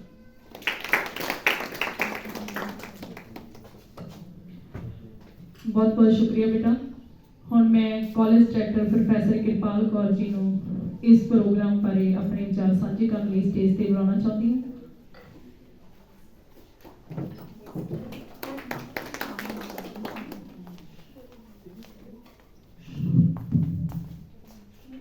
Respected teachers, बहुत प्यारे विद्यार्थियों, ਅੱਜ ਜਦੋਂ ਵੀ 23 ਮਾਰਚ ਦਾ ਮੈਂ ਫਿਰੋਜ਼ਪੁਰ 'ਚ ਰਹੀ ਹਾਂ ਸਾਰਾ ਟਾਈਮ, ਤੇ 23 ਮਾਰਚ ਦਾ ਦਿਨ ਫਿਰੋਜ਼ਪੁਰ 'ਚ ਤਾਂ ਮੇਲੇ ਵਾਲਾ ਹੁੰਦਾ ਸੀਗਾ। ਸਾਰੇ ਬਾਰਡਰ ਤੇ ਜਾਂਦੇ ਸੀ ਤੇ ਦਿਨ ਸੈਲੀਬ੍ਰੇਟ ਕੀਤਾ ਜਾਂਦਾ ਸੀ ਤੇ ਬਹੁਤ ਪ੍ਰਾਊਡ ਫੀਲ ਕਰਦੇ ਹਾਂ ਪੰਜਾਬੀ ਹੋਣ ਤੇ ਇਸ ਦਿਨ ਅਸੀਂ ਜਦੋਂ ਆਪਣਾ ਕੁਰਬਾਨੀ ਯਾਦ ਕਰਦੇ ਹਾਂ ਭਗਤ ਸਿੰਘ ਦੀ। ਪਰ ਅੱਜ ਦਾ ਪ੍ਰੋਗਰਾਮ ਅਟੈਂਡ ਕਰਕੇ ਮੈਂ ਕਹਿੰਦੀ ਹਾਂ ਵੀ ਹੋਰ ਵੀ ਕਲੀਅਰ ਹੋ ਗਿਆ, ਜਿਵੇਂ ਕਹਿੰਦੇ ਨਾ ਕਿ ਕਈ ਬਹੁਤ ਫਰਸਟ੍ਰੇਟ ਹੋ ਜਾਂਦੇ ਆ ਕਿਉਂਕਿ ਆਪਣੇ ਕੰਟਰੀ 'ਚ ਪ੍ਰੋਬਲਮਸ ਤਾਂ ਹੈਗੀਆਂ, ਇਹ ਨਹੀਂ ਅਸੀਂ ਕਹਿ ਸਕਦੇ ਵੀ ਬਹੁਤ ਸੋਹਣਾ ਸਾਡਾ ਕੰਟਰੀ ਚੱਲ ਰਿਹਾ। ਤੇ ਜਦੋਂ ਉਹ ਜਿਹੀਆਂ ਵੱਡੀਆਂ ਵੱਡੀਆਂ ਕਰਪਸ਼ਨ, ਅਨਐਮਪਲੋਇਮੈਂਟ, ਡਰੱਗਸ ਪ੍ਰੋਬਲਮ ਮੂਹਰੇ ਆਉਂਦੀਆਂ ਤਾਂ ਕਈ ਵਾਰੀ ਅਸੀਂ ਲੋਕ ਕਹਿ ਦਿੰਦੇ ਹਾਂ ਵੀ ਭਗਤ ਸਿੰਘ ਵਿਚਾਰੇ ਨੇ ਤਾਂ ਵੈਸੇ ਹੀ ਜਾਨ ਗਵਾਤੀ, ਕੁਝ ਨਹੀਂ ਬਣਿਆ ਦੇਸ਼ ਦਾ। ਪਰ ਬੇਟਾ ਜਿਹੜਾ ਅੱਜ ਤੁਹਾਡੇ ਸਾਰਿਆਂ ਨੇ ਕਵਿਤਾਵਾਂ ਪੇਸ਼ ਕੀਤੀਆਂ, ਸਾਰਿਆਂ ਨੇ ਆਪਣੇ ਵਿਚਾਰ ਪੇਸ਼ ਕੀਤੇ, ਮੈਂ ਕਹਿੰਦੀ ਹਾਂ we are all very proud of you. ਅਸੀਂ ਸਾਰੇ ਬੇਟਾ ਬਹੁਤ ਪ੍ਰਾਊਡ ਫੀਲ ਕਰ ਰਹੇ ਹਾਂ। ਐਕਸਪੀਰੀਅੰਸ ਜਿਹੜੇ ਸੀਨੀਅਰ ਬੱਚੇ ਹੈ, ਬਲਕਾਰ ਹੋ ਗਏ, ਨਵਜੋਤ ਹੋ ਗਈ, ਸਿਮਰਨ, ਇਹਨਾਂ ਸਾਰਿਆਂ ਤੋਂ, ਸੰਜਨਾ, ਇਹਨਾਂ ਸਾਰਿਆਂ ਤੋਂ ਤਾਂ ਸਾਨੂੰ ਪਤਾ ਸੀ ਵੀ ਹਾਂ ਇਹ ਬੱਚਿਆਂ 'ਚ ਬਹੁਤ ਟੈਲੈਂਟ ਹੈ। ਪਰ ਫਸਟ ਈਅਰ ਦੇ ਜਿਹੜੇ ਫਸਟ ਟਾਈਮਰਸ ਹੈ, ਲੈਟ ਮੀ ਸੇ, ਤੁਸੀਂ ਸਾਨੂੰ ਬਹੁਤ ਪ੍ਰਾਊਡ ਕੀਤਾ ਬੇਟਾ। ਹੁਣ ਅੱਜ ਜਦੋਂ ਇਹ ਜਾਣਗੇ, ਬਲਕਾਰ ਹੋਣੀ ਜਾਣਗੇ ਕਾਲਜ ਛੱਡ ਕੇ, ਇਹਨਾਂ ਨੂੰ ਪਤਾ ਹੈ ਵੀ ਪਿੱਛੇ ਵੀ ਆ ਰਹੇ ਆ ਬੱਚੇ ਇਹਨਾਂ ਦੀ ਜਗ੍ਹਾ ਲੈਣ ਲਈ। ਬਹੁਤ ਸੋਹਣੀਆਂ ਰਚਨਾਵਾਂ ਸੀਗੀਆਂ, ਪਰ ਇਸ ਦੇ ਨਾਲ ਨਾਲ ਕਈ ਵਾਰੀ ਕਿਉਂਕਿ ਤੁਸੀਂ ਯੰਗ ਬਲੱਡ ਹੋ, ਖੂਨ ਗਰਮ ਹੁੰਦਾ ਤੁਹਾਡਾ, ਤੇ ਕਈ ਵਾਰੀ ਤੁਹਾਨੂੰ ਲੱਗਦਾ ਵੀ ਭਗਤ ਸਿੰਘ ਨੇ ਬੰਬ ਬਣਾਇਆ, ਉਹਨੇ ਬੰਦੂਕਾਂ ਬੀਜੀਆਂ ਤੇ ਪਤਾ ਨਹੀਂ ਆਪਣਾ ਵੀ ਕੰਮ ਇਹੀ ਹੈ। ਉਸ ਵੇਲੇ ਬੇਟਾ ਸਮੇਂ ਦੀ ਲੋੜ ਸੀ, ਹੁਣ ਇਹ ਜ਼ਰੂਰਤ ਨਹੀਂ ਹੈ। ਹੁਣ ਸਾਡੀ ਜ਼ਰੂਰਤ ਤੁਹਾਡੀ ਖਾਸ ਕਰਕੇ ਇਸ ਵੇਲੇ ਜ਼ਰੂਰਤ ਇਹ ਹੈ ਵੀ ਆਪਣੀ ਪੜ੍ਹਾਈ ਕਰੋ, ਆਪਣਾ ਫਿਊਚਰ ਬਣਾਓ। ਜੇ ਤੁਸੀਂ ਅੱਛੀਆਂ ਪੋਜੀਸ਼ਨਾਂ ਤੇ ਬੈਠੋਗੇ ਬੇਟਾ, ਫੇਰ ਹੀ ਤੁਸੀਂ ਕੰਟਰੀ ਲਈ ਕੁਝ ਕਰ ਸਕੋਗੇ, ਜਿਹੜੀਆਂ ਵੀ ਪ੍ਰੋਬਲਮਸ ਹੈ ਉਹਨਾਂ ਲਈ ਵਰਕ ਕਰ ਸਕੋਗੇ। ਸੋ ਵਨਸ ਅਗੇਨ ਬਹੁਤ ਬਹੁਤ ਬਹੁਤ ਸ਼ੁਕਰੀਆ ਬੇਟਾ, ਤੁਸੀਂ ਇੰਨੀਆਂ ਸੋਹਣੀਆਂ, ਔਰ ਮੈਨੂੰ ਪਤਾ ਹੈ ਵੀ ਕੱਲ ਸ਼ਾਮ ਨੂੰ ਬਹਿ ਕੇ ਲਿਖੀਆਂ ਜਿਨ੍ਹਾਂ ਨੇ ਲਿਖੀਆਂ ਹੈਗੀਆਂ, ਬਹੁਤ ਸੋਹਣੀਆਂ ਤੁਸੀਂ ਰਚਨਾਵਾਂ ਪੇਸ਼ ਕੀਤੀਆਂ, ਸਾਨੂੰ ਦੱਸਿਆ ਵੀ ਸਾਡੇ ਬੱਚਿਆਂ 'ਚ ਕਿੰਨੇ ਗੁਣ ਹੈਗੇ ਹੈ ਤੇ ਇਹ ਕੰਟੀਨਿਊ ਰੱਖਣਾ ਹੈ, ਛੱਡ ਨਹੀਂ ਦੇਣਾ, ਠੀਕ ਹੈ। ਇੰਨੀਆਂ ਵੀ ਅੱਜ ਤੁਸੀਂ ਆਏ ਹੋ ਤਾਂ ਫਿਰ ਕਹੋ ਨਹੀਂ ਜੀ ਮੈਂ ਨਹੀਂ ਜਾਣਾ। We are very proud of you, keep it up, thank you.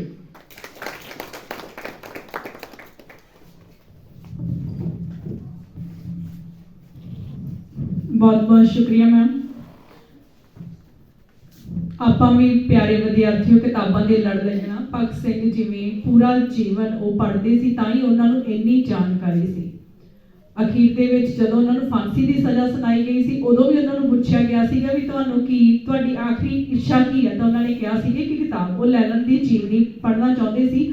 ਫਾਂਸੀ ਟਾਈਮ ਵੀ ਉਹਨਾਂ ਦੇ ਹੱਥ ਦੇ ਵਿੱਚ ਲੈਲਨ ਦੀ ਜੀਵਨੀ ਸੀ। ਉਹ ਕਿਤਾਬਾਂ ਦੇ ਨਾਲ ਜੁੜੇ ਹੋਏ ਸੀ, ਕਿਤਾਬਾਂ ਨੇ ਹੀ ਉਹਨਾਂ ਨੂੰ ਸੁਪਨੇ ਦਿੱਤੇ ਤੇ ਉਸੇ ਕਿਤਾਬਾਂ ਨੂੰ ਪੜ੍ਹ ਕੇ ਹੀ ਉਹ ਆਪਣੇ ਸੁਪਨਿਆਂ ਨੂੰ ਪੂਰਾ ਕਰ ਸਕੇ ਸੀਗੇ। ਤਾਂ ਆਪਾਂ ਵੀ ਕਿਤਾਬਾਂ ਦੇ ਲੜ ਲੱਗੀਏ, ਵਧੀਆ ਜਾਣਕਾਰੀ ਉੱਥੋਂ ਪ੍ਰਾਪਤ ਕਰੀਏ। ਤਾਂ ਹੁਣ ਮੇਰਾ ਇਸ ਪ੍ਰੋਗਰਾਮ ਦੇ ਅਖੀਰ ਦੇ ਵਿੱਚ ਧੰਨਵਾਦ ਕਰਨ ਲਈ ਮੈਂ ਸਟੇਜ ਤੇ ਮਿਸ ਅਮਿਤ ਰਾਣਾ ਨੂੰ ਸੱਦਾ ਦਿੰਦੀ ਹਾਂ ਕਿ ਭਗਤ ਸਿੰਘ ਨੇ ਤਾਂ ਪੂਰੀ ਜ਼ਿੰਦਗੀ ਆਪਣੇ ਲੇਖੇ ਲਾਤੀ, ਅੱਜ ਆਪਾਂ ਉਹਨਾਂ ਨੂੰ ਇੰਨਾ ਕੁ ਟਾਈਮ ਦੇ ਕੇ ਹੀ ਆਪਣੀ ਸੱਚੀ ਸ਼ਰਧਾਂਜਲੀ ਹੈ। Miss Amit Rana.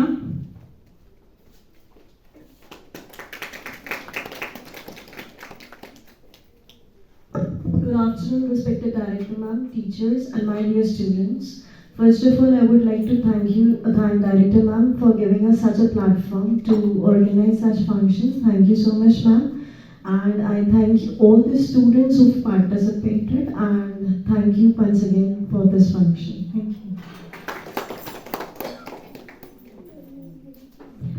ਹੁਣ ਇਸ ਪ੍ਰੋਗਰਾਮ ਦੇ ਵਿੱਚ ਹਿੱਸਾ ਲੈਣ ਵਾਲੇ ਵਿਦਿਆਰਥੀਆਂ ਨੂੰ ਪ੍ਰਾਈਜ਼ ਦਿੱਤੇ ਜਾਣੇ ਆ। ਮੈਂ ਕਾਲਜ ਡਾਇਰੈਕਟਰ ਮੈਮ ਨੂੰ ਸਟੇਜ ਤੇ ਆਉਣ ਦਾ ਸੱਦਾ ਦਿੰਦੀ ਆ। ਵਾਈਸ ਡਾਇਰੈਕਟਰ ਨਿਧੀ ਮਹਾਜਨ, ਮਿਸ ਰਾਧਿਕਾ ਟਾਵਰ, ਸਮਿਤ ਸੋਨੀ, ਪਰਮਿੰਦਰ ਸਿੰਘ, ਸਰਜੋਤ ਕੌਰ ਬੇਦੀ।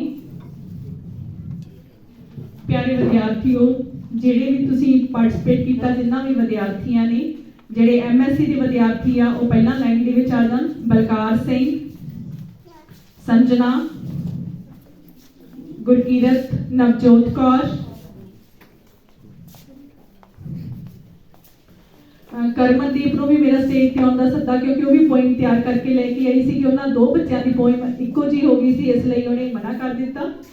ਪਰ ਫਿਰ ਵੀ ਬੱਚੇ ਨੇ ਆਪਣੀ ਐਫਰਟ ਕਰਕੇ ਕਵਿਤਾਵਾਂ ਨੂੰ ਲਿਖ ਕੇ ਲਿਆਂਦਾ।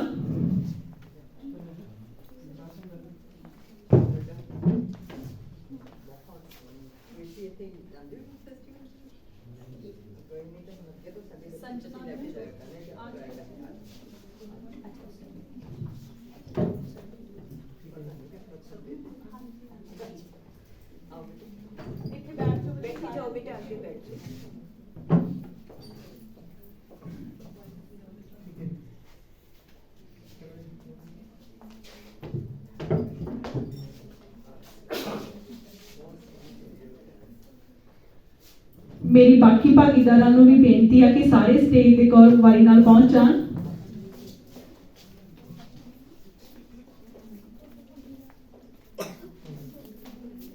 ਵਿਦਿਆਰਥੀਆਂ ਨੂੰ ਮੇਰੀ ਬੇਨਤੀ ਹੈ ਕਿ ਜਿਹੜੇ ਵੀ ਆਪਣੇ ਪ੍ਰਾਈਜ਼ ਲੈਂਦੇ ਆ ਨੀਚੇ ਲਾਈਨ ਬਣਾ ਕੇ ਬੈਠ ਜਾਣ। ਸਾਰਿਆਂ ਦੀ ਗਰੁੱਪ ਫੋਟੋ ਹੋ ਜੂਗੀ।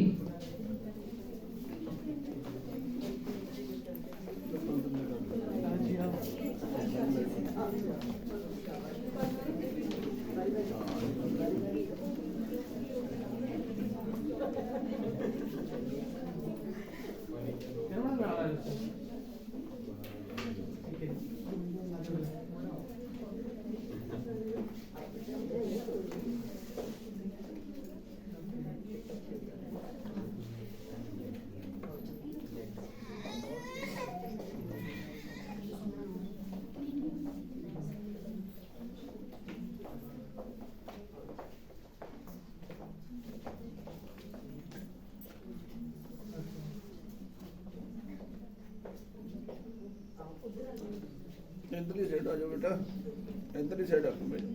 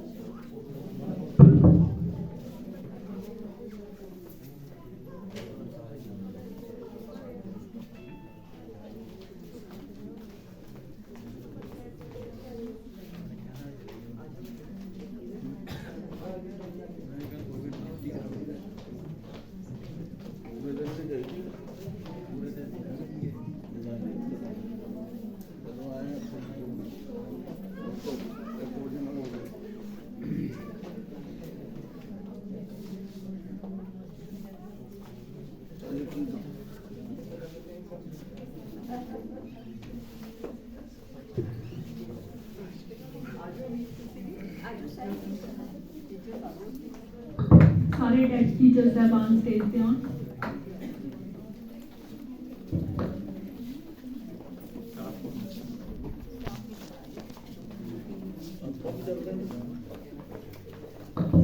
स्टाफ मैंबर जिन्ने भी कॉलेज के स्टाफ मैंबर्स इत्थे बैठे हुए ने हाल दे विच सारे ही स्टेज ते आउण दी किरपालता करन।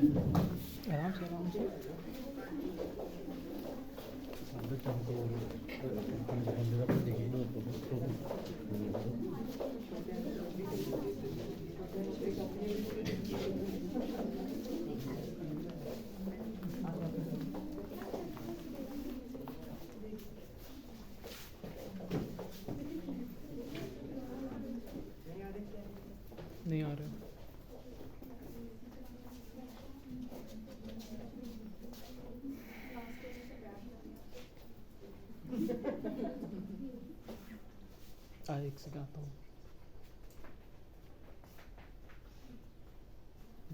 Geo tag